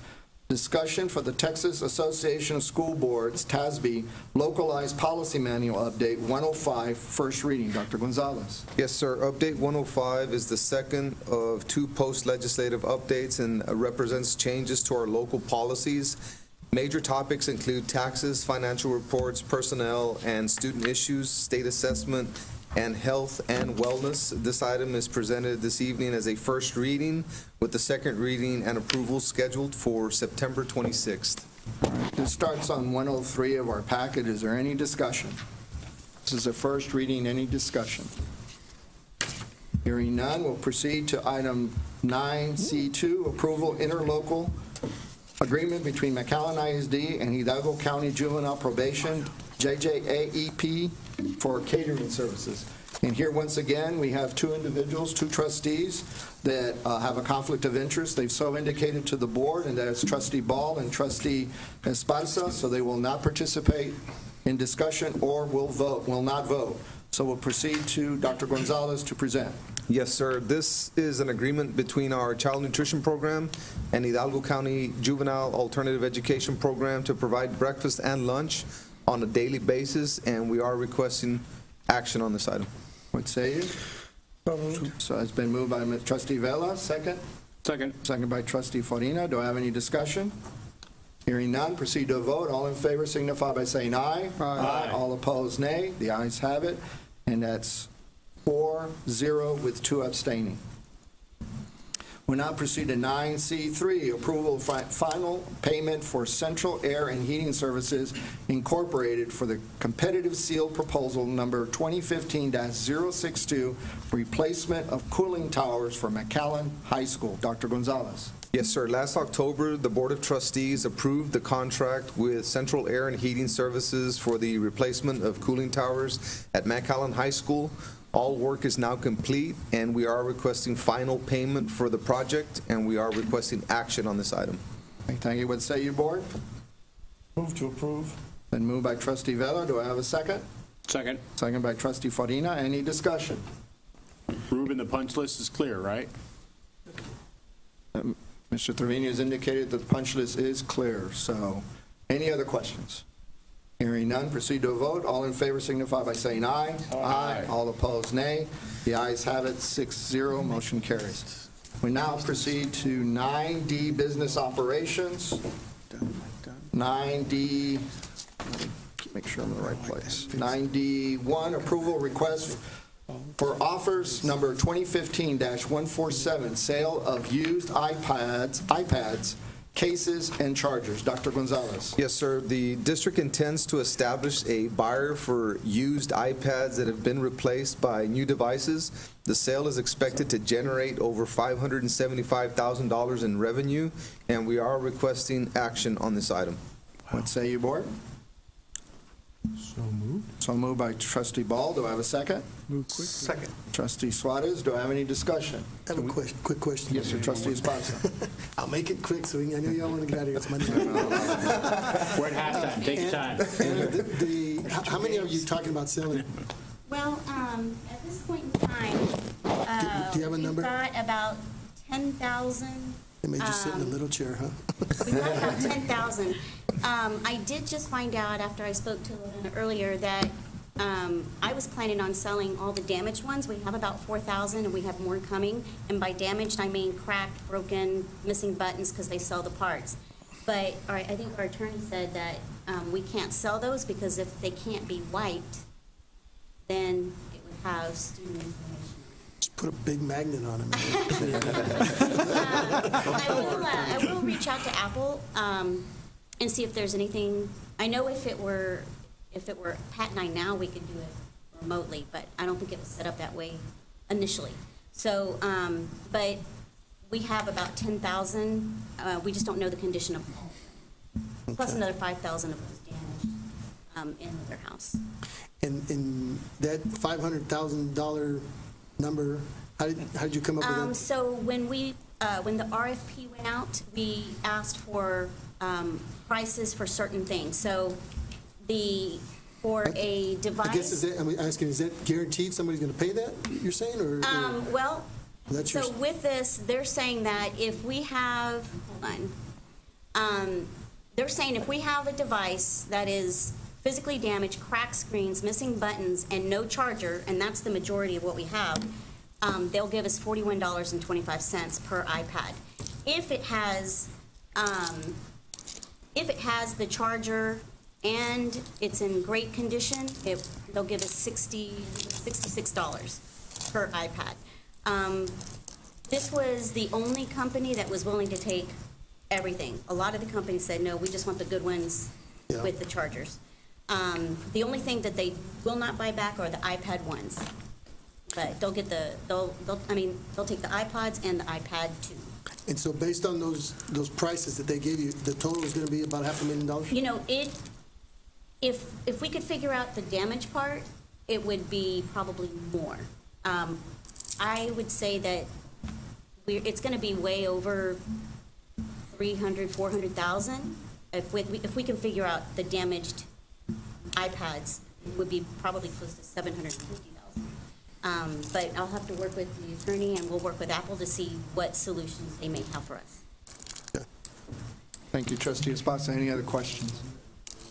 Now, how is this going to be handled as far as, you know, is it going to happen over a one-year period, or is it going to? Right now, it'll take the company less than 2 weeks. What will take the time is this whole process, you know, getting everything signed and to them. Then they come and they will help make sure they'll start separating, they'll package it up, and then they'll drive it off.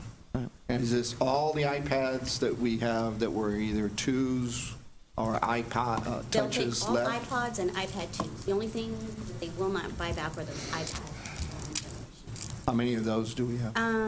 I can't tell you off that. I'd say it's probably less than 400.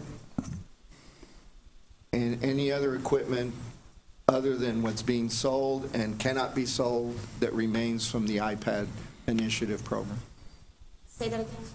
Are there any other equipment, iPads, cases, et cetera, part of the iPad initiative, aside from what is being sold, that remains?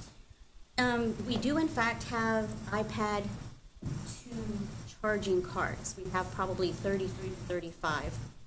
I asked today, when I spoke to Apple, if there was a way or if there's a vendor out there that would take them. And he said that they're so heavy to ship that probably not. So it may be something that we do locally at an auction. Thank you. Mr. President. Trustee Forin. What are the chances, once these are wiped, of selling them back to some of our people here in McAllen? Well, are they just so far out of use, out of date, right, that it wouldn't be worth the so sale? These companies are willing to take very extremely damaged iPads, and what they do is they take them apart, and then they sell the better ones across seas. But for us here, I would hate to sell something that I know is, it's almost obsolete for us here because we have iOS 9. When you go to a different country, they don't push out the same as we do here, where they're able to utilize that iPad. So they've got their limit because of the software use. Right. Thank you. Any other questions from the board? Ready to vote? There was a motion by trustee Ball and a second by trustee Suarez on this item.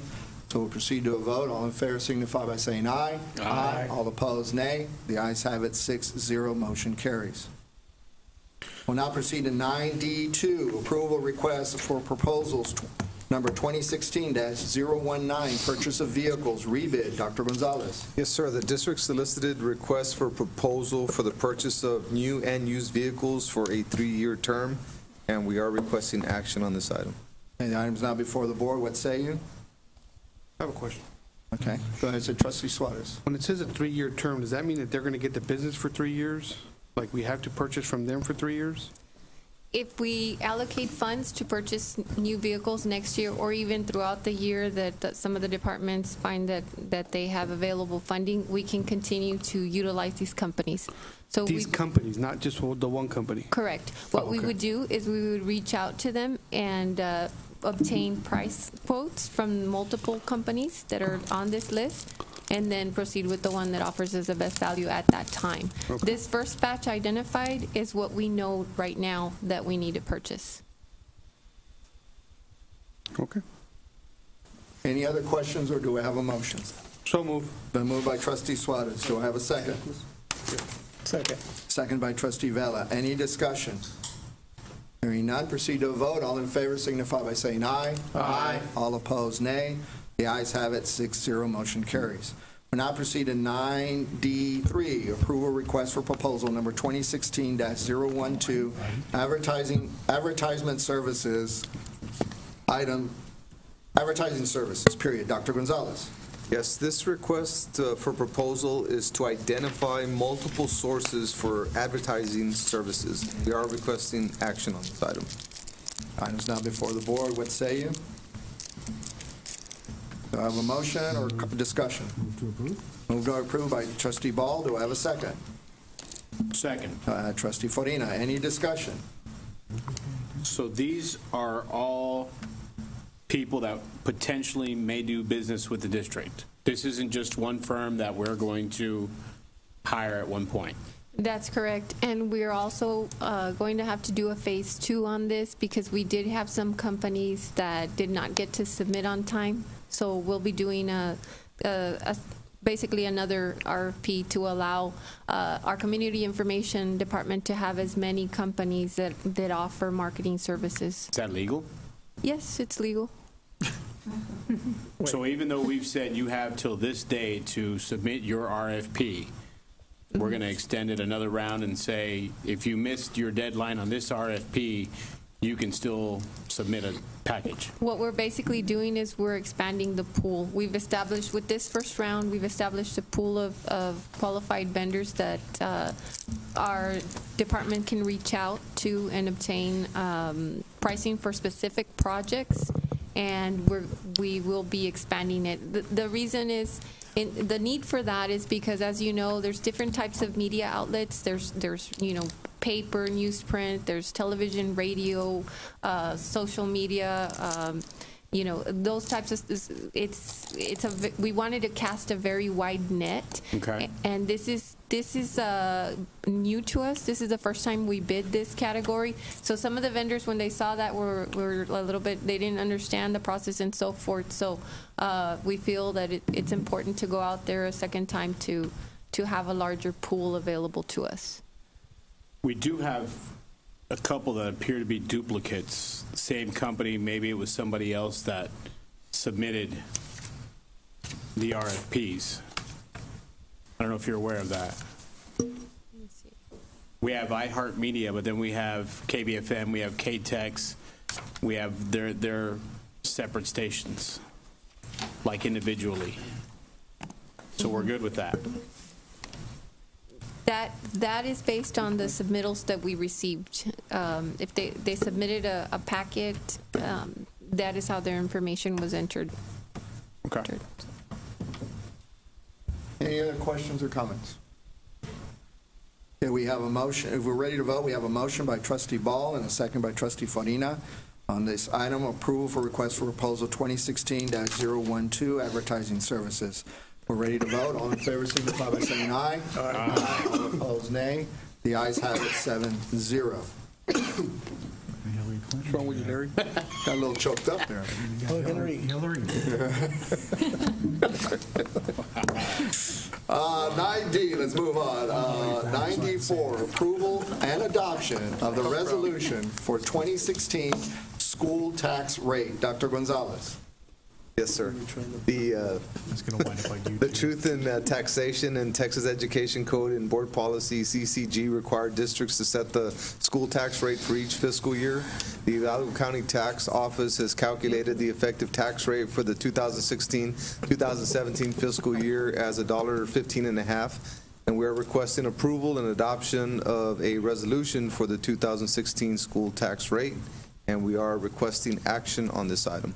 Trustee Farina, do you have a motion? Yes, sir, Mr. President. I move that the maintenance and operations property tax rate be increased for the 2016 tax year by the adoption of a maintenance and operations tax rate of 1.155, which is effectively a 6.55% increase in the effective maintenance and operations tax rate.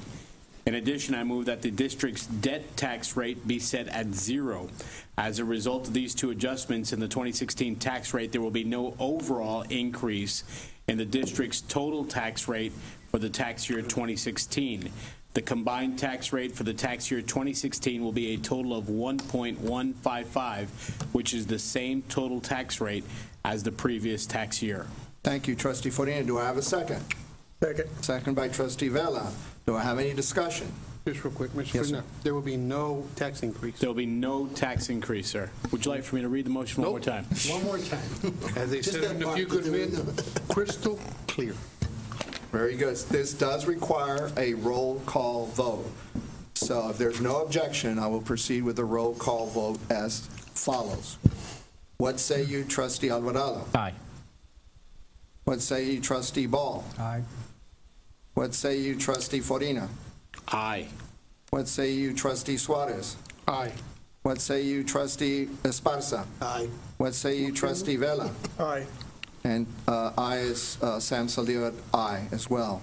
And so the motion carries 7-0. Just for the record, it would have required 5 ayes in order for this change in the tax rate. We had 7-0, so we're able to. No, we get extra water. We now proceed to 9D5, approval of the McAllen Independent School District August budget amendment for fiscal year beginning July 1st, 2016 and ending June 30th, 2017. Dr. Gonzalez. Yes, sir. Mrs. Garcia will present on the August 2016 budget amendments, and we are requesting action on this item. Let's say, I'm sorry. Sorry. Real quickly, I just wanted to share some information regarding the budget amendment. The original budget started with an unaudited fund balance of approximately $85 million. Total revenue is $234 million and expenditures $243. That leaves a preliminary ending fund balance of $75.7 million. I have provided some information through our business operations committee that I will forward to the rest of the board regarding a breakdown of the projected, the unaudited fund balance as of June 30, 2016, which currently is $85 million. And we did have some savings. Once the books were closed, we were able to determine the savings that we achieved. As well as there was $4.9 million in savings at the end of the school year. That money went back into fund balance, and that's how we were able to increase that fund balance. Okay. All right. Any questions or comments from the board? Do we have, this requires an action item, isn't it? Yes. No. So I thought it was information only. Is there action on this? There's action, yes, All right. approval. I apologize. I need a motion from the board. What say you? So moved. Moved by Trustee Suarez, seconded by Trustee Alvarado. Any further discussion? I do have a question. It's showing here an unaudited fund balance of $84,987,135. Yes, sir, that is at the time, that is the, where we started off the fiscal year. At the time this was developed, that was the projected. And once you take into account the expenditures and the assigned fund balance, which is part of the breakdown that I will email you as far as the projects that have been assigned, then we have a ending balance. We're projecting that if everything gets spent as budgeted, then we will end the fiscal year with a preliminary fund balance of $73,566,699. So that's based off of budgeted expenditures. And that budgeted expenditure, everything that's been, when we did our budget approval back on June the 20th of 2016, for the fiscal year 2016-2017, we had anticipated and the board had approved projects projecting into this fiscal year of $7.2 million. All that's taken into account. If we spend all of that this year, we should end, provided no additional items are expended, at $73,566,699. Yes, and it was a little bit more, there was some carry forward projects that initially there were about 9.2 million. And I can provide you a breakdown of those projects, those numbers. Actually, Okay. I brought it with me, but if we complete every single one of those projects, if all payroll gets paid, every employee shows up every single day and so forth, all those costs and expenditures, then that is where we're projecting to land. However, we know that realistically, there's fluctuations throughout the year that will change that. But the preliminary fund balance at this point for the August 31st, 2016 period would be the 73 million. And right now, we're, 45 days into this fiscal year, so, I mean, there's a lot that could happen. We just between now started, and then, yes, sir. including carryover projects into 2017-18. That is correct. All right. That could Thank you. affect that figure. Thank you. I have a question. I'm Yes, sorry. sir. Trustee Alvarado. What's the optimum fund balance then, or The optimum fund balance is calculated, allowing the district to have at least 2 months' worth of cash disbursements. Okay. And actually, that is also another one of the figures that I'd like to send you that I provided for our Business Operations Committee. It's 36 million is the calculation for the 2 months' cash disbursement. Okay. Okay. But of course, out of the 85 million, we have a little bit over 16 million that is assigned fund balance, which is carry forward projects, as well as the hail damage money that we still have that is unbudgeted. In addition to that, we also have the restricted fund balances from the different special revenues and our prepaid inventories and our and then the unassigned surplus fund balance is right now projected at about 11 million as of June 30. Okay. Wow. Yes. So we did good.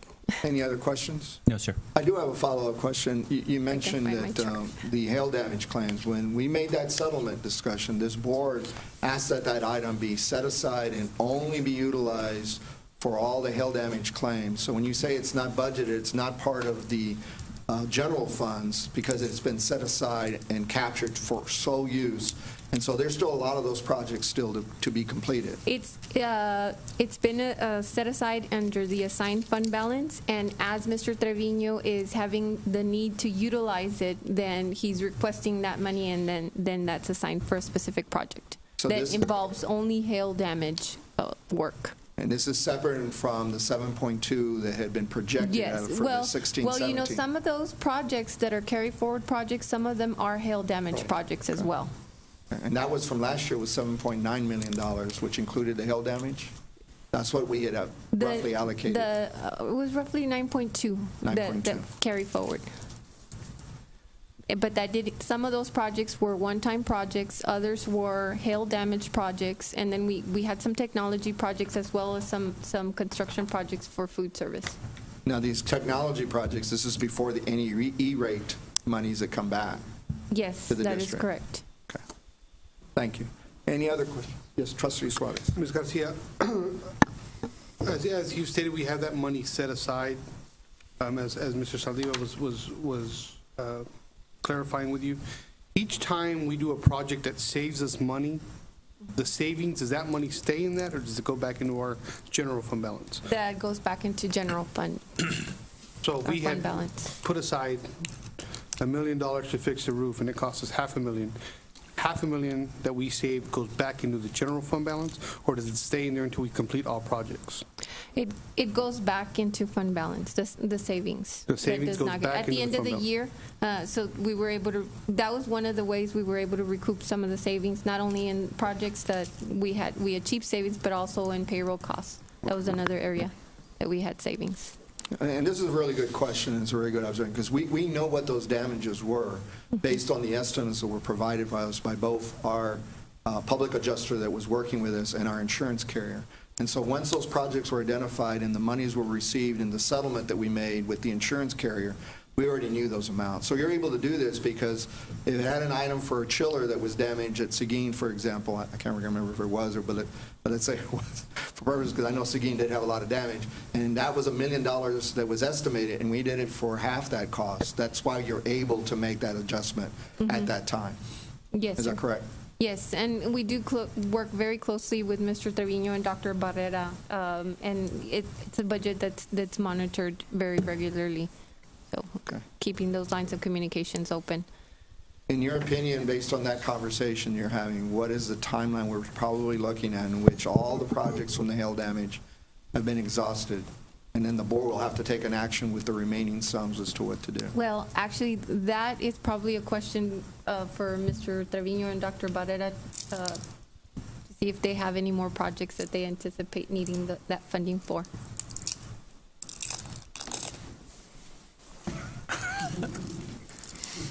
I think the ball just got passed, so it was punt. Got it? Thank you, Ms. Garcia, for your presentation. Dr. B, got it down. Stay in bounds, Ruben. Around, I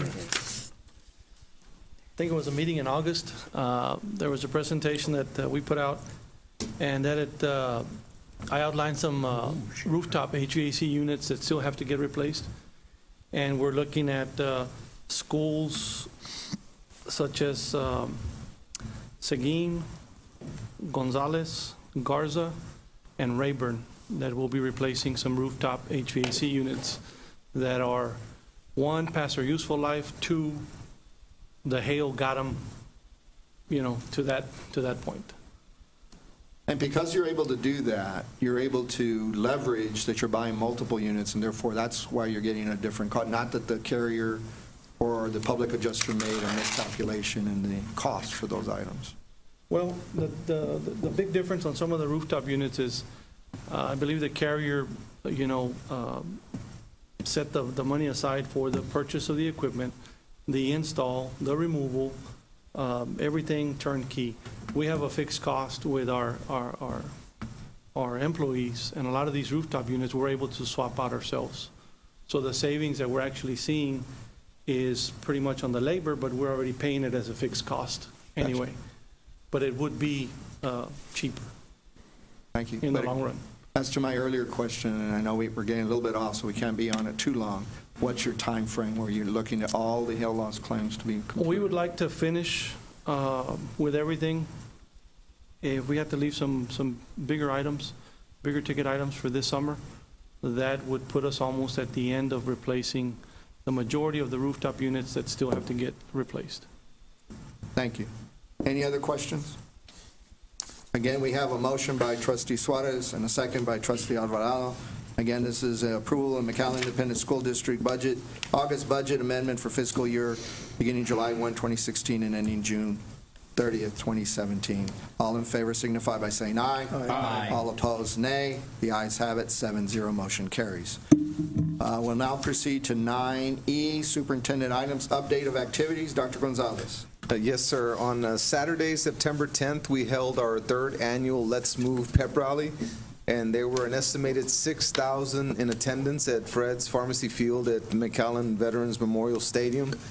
And the day before, we also had 3 guest speakers. All were former pro and college football players, and they visited 12 campuses and spoke with about 7,600 students. And we have a short video that highlights the event and some of the campus visits that we'd like to share with you guys.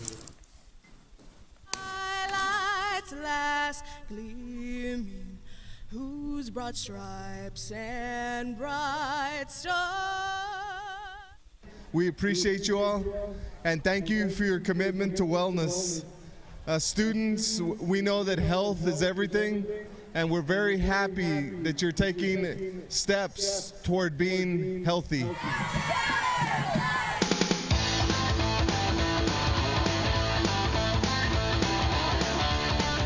Good morning, everybody. Good morning. You guys ready to move? You have been, since the very beginning, an award-winning school district because of your participation in Let's Move. Caring for children is what we're all about, and it shows. McAllen ISD and the City of McAllen are leading the nation as they partner to inspire children to live healthy lives. This third annual Let's Move community-wide pep rally and McAllen Kids Marathon kickoff featured motivation from national sports figures and community leaders.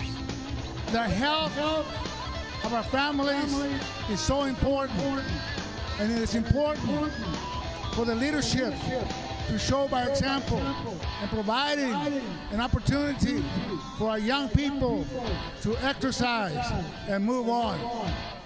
Today, I'm here to recognize the City of McAllen for its leadership. The guys that I'm about to introduce are the true definition of athletes. Not because of what they've done on the field, but because of what they did yesterday. We took them on a 14-campus tour and saw about 8,000 kids where they were able to share their story and a little bit of encouragement and inspiration for what we're doing here today. I just want to say one thing. We flew all the way down here, and we were excited to be in McAllen because McAllen has some of the most wonderful young people in the United States.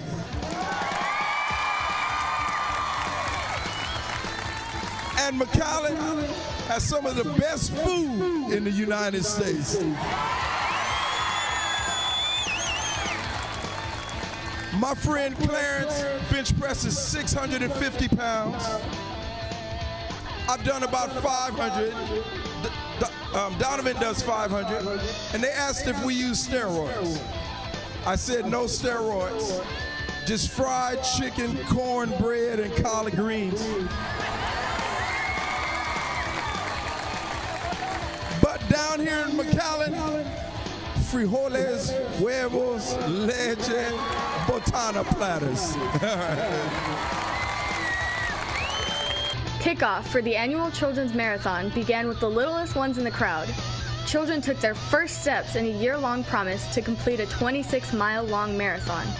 It's a trek that's logged by McAllen ISD physical education teachers and parents, determined to start healthy habits to last a lifetime.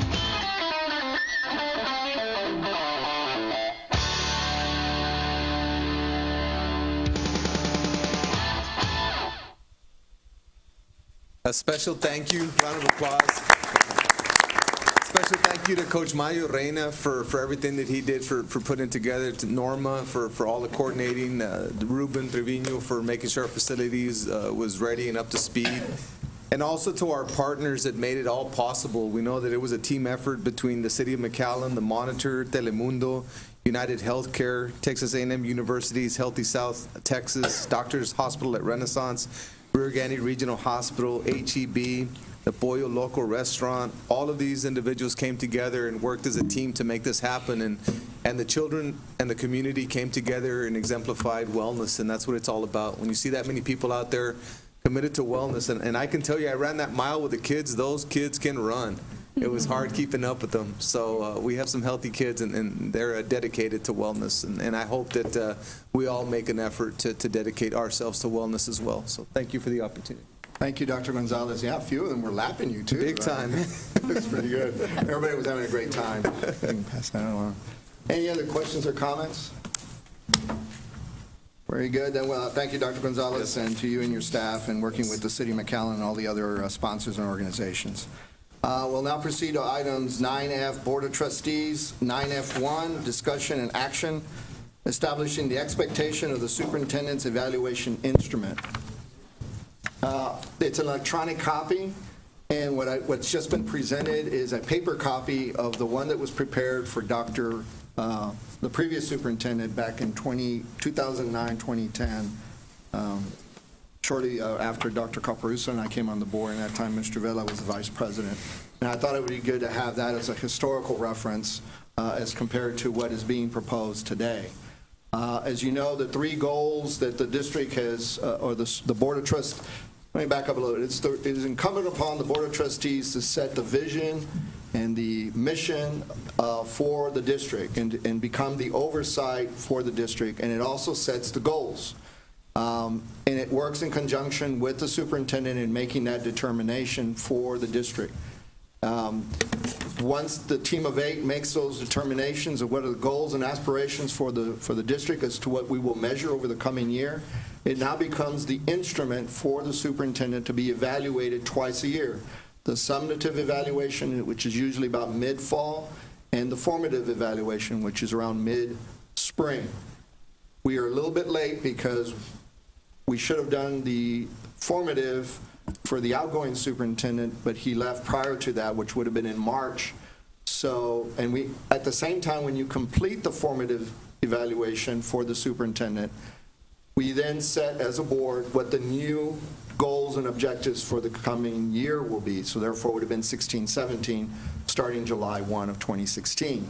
Since we were not able to do that at that time, we didn't make our selection of the superintendent until August the 4th. Soon after, the board giving some direction based on the work done by the Strategic Plan Committee, is the superintendent and I have been in discussions for the last 3-4 weeks, and he with his staff, working with the various assistant superintendents and the directors, to now come up with the instrument we have before us to consider. It is broken down by the 3 goals, which is student achievement. Student focus is goal 1, again established by the Board of Trustees last year. The second goal is people development, and the third goal was facility use. Now, the superintendent, meeting with his cabinet, have proposed a 4th goal, and also a modification in the language to the 3rd goal, which is the facility use. And so those are the headings that are there. And so now it's student achievement, student focus. People development remains the same. The 3rd one is, instead of facility use, it's facility priorities. And the 4th one is financial priorities.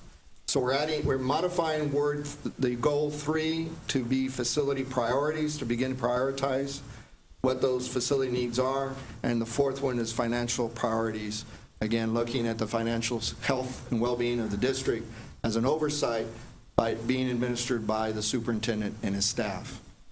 And so you can see there that as an example to get us started, I'm not going to go over each one, but goal 1, student achievement, this is a domain performance goal for the superintendent, but it's the goal for the district that the board is establishing, is the McAllen ISD strategic plan, is develop a district strategic plan through input from students, employees, parents, and community representatives through town hall meetings, print and online surveys, focus groups, sessions, and full-day lead group meetings.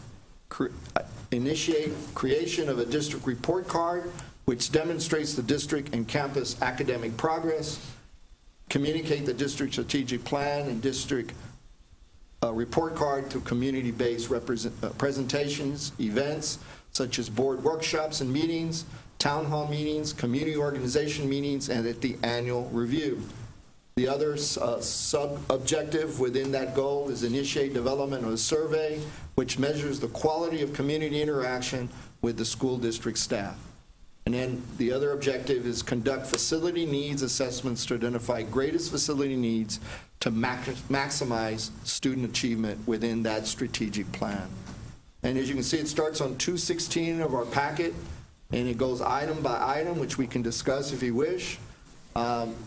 This is, again, setting the expectation and the district goals and objectives and aspirations to which we will evaluate the superintendent in the summative and the formative evaluations. Dr. Gonzalez, would you like to add anything? Well, I do want to thank the team because we put in a lot of hard work and a lot of thought into every goal. When it was looking at goal 1, I know that the student achievement and student focus is obviously a huge goal for us, and that's really what lights up the scoreboard with regard to distinctions and how schools do and all the hard work that students put in and teachers and administrators. So goal 1 is very powerful.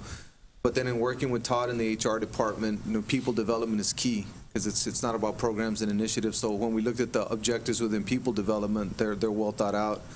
And then our facilities is something we've been trying to improve upon. So in working with Dr. B and his group in facility priorities, I think we did a great job in putting that together, and then to wrap it up with Mrs. Garcia and the financial priorities and everything that went into ensuring that we're fiscally responsible and good stewards of the public money.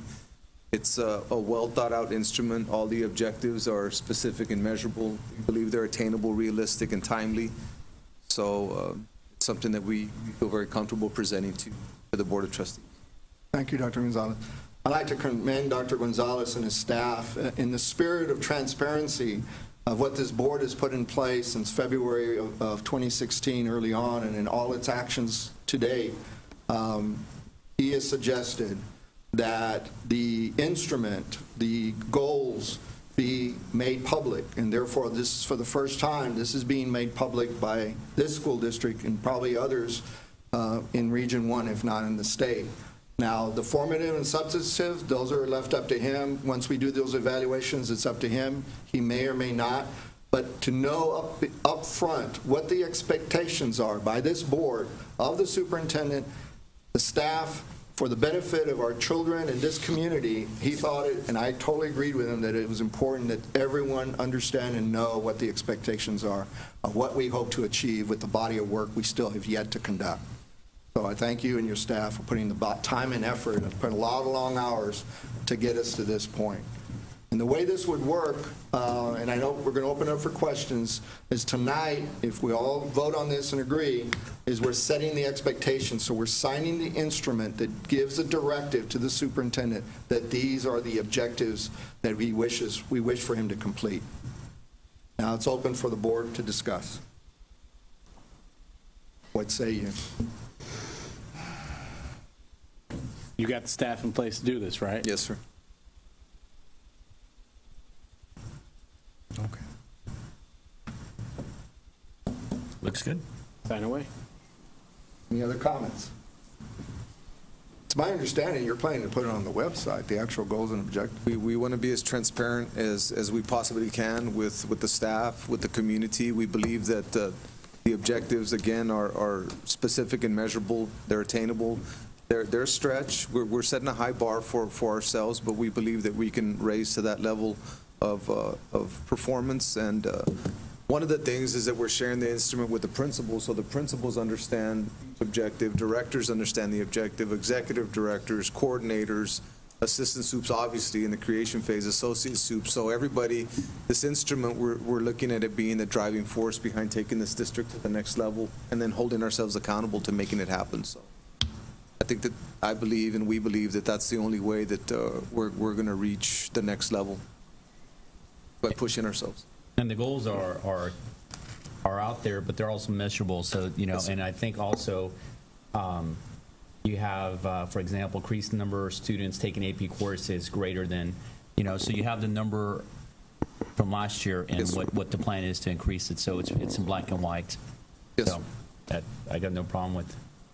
Very specific and very easy to measure. Any Good other job. questions or comments? Mr. Alvarado, you still have the floor, excuse me. No, I just said good job. Thank you. Are we going to need to make the motion now, pass it before he signs it? Yeah, that's correct. If we're on agreement, if we're ready tonight, we can make that motion, or we can do it at a different time. It's up to the board when we're ready. I'll make the motion to approve the instrument to evaluate the superintendent. Been moved by trustee Alvarado, second by trustee Ball. Any further discussion? Hearing none, ready to vote. All in favor signify by saying aye. Aye. All opposed, nay. The ayes have it, 7-0. Congratulations. Well, Dr. Gonzalez, if you would like to come forward, sign the instrument, and then we'll go one board by member. We need Antonio Brown to stop scoring. Hey. Thank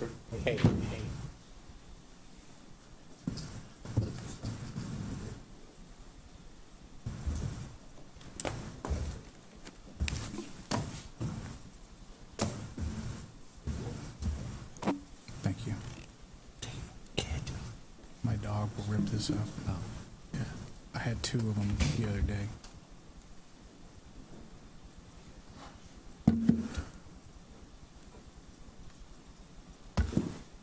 Trustee Suarez.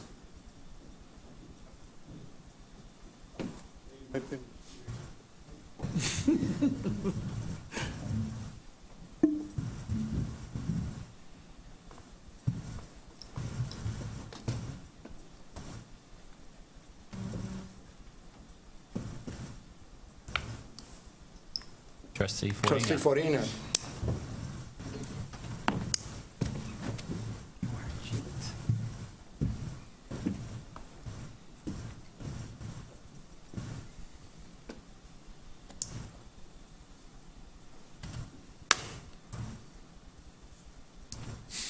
Trustee Alvarado.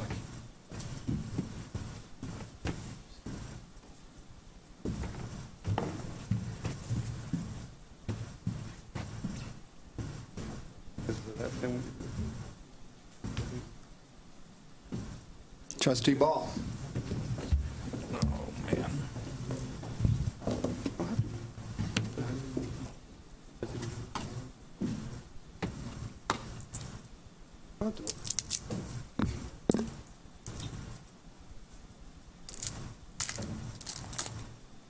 Trustee Esparza.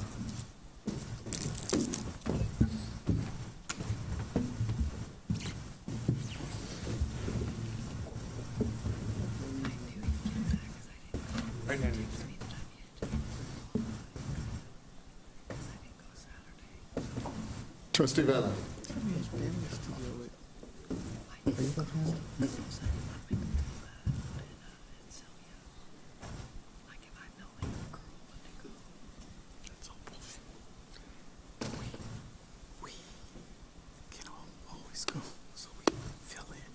Thank you, sir. Thank you, trustees and Dr. Gonzalez. We have now set the expectations, all duly registered by all board members, and so the work begins. Thank you. We're excited. We're excited. We'll now proceed to 9F2, approval of Board of Education meeting minutes. This is 9F2, special board meeting, July 25th, 2016, 5 p.m. 9F2B, special board meeting, August the 4th, 2016, at 5 p.m. And 9F2C, special board meeting, August the 8th, 2016, at 5 p.m. Move to approve. Then moved by trustee Forina. Do I have a second? Seconded by trustee Alvarado. Any discussion? Hearing none. Proceed to vote. All in favor signify by saying aye. Aye. All opposed, nay. The ayes have it. Motion carries 7-0. 10, schedule of future meetings. 10A, September 21st, 2016, board workshop, 5 p.m., boardroom here at the North 23rd Street. 10B, September 26, regular board meeting, 3 p.m., board room here at the Administration Building at 2000 North 23rd Street. And 10C, September 26, special board meeting at 5:15 p.m. here in the boardroom at 2000 North 23rd Street. There's no need to go into closed session, therefore item 12 open does not apply. Do I have a motion to adjourn? So moved. So moved by trustee Farina. Do I have a second? Yes, you do. Seconded by trustee Alvarado. All in favor signify by saying aye. Aye. All opposed, nay. Motion carries 7-0. We are adjourned at 8:29 And p.m. Pittsburgh Steelers are winning 24-0.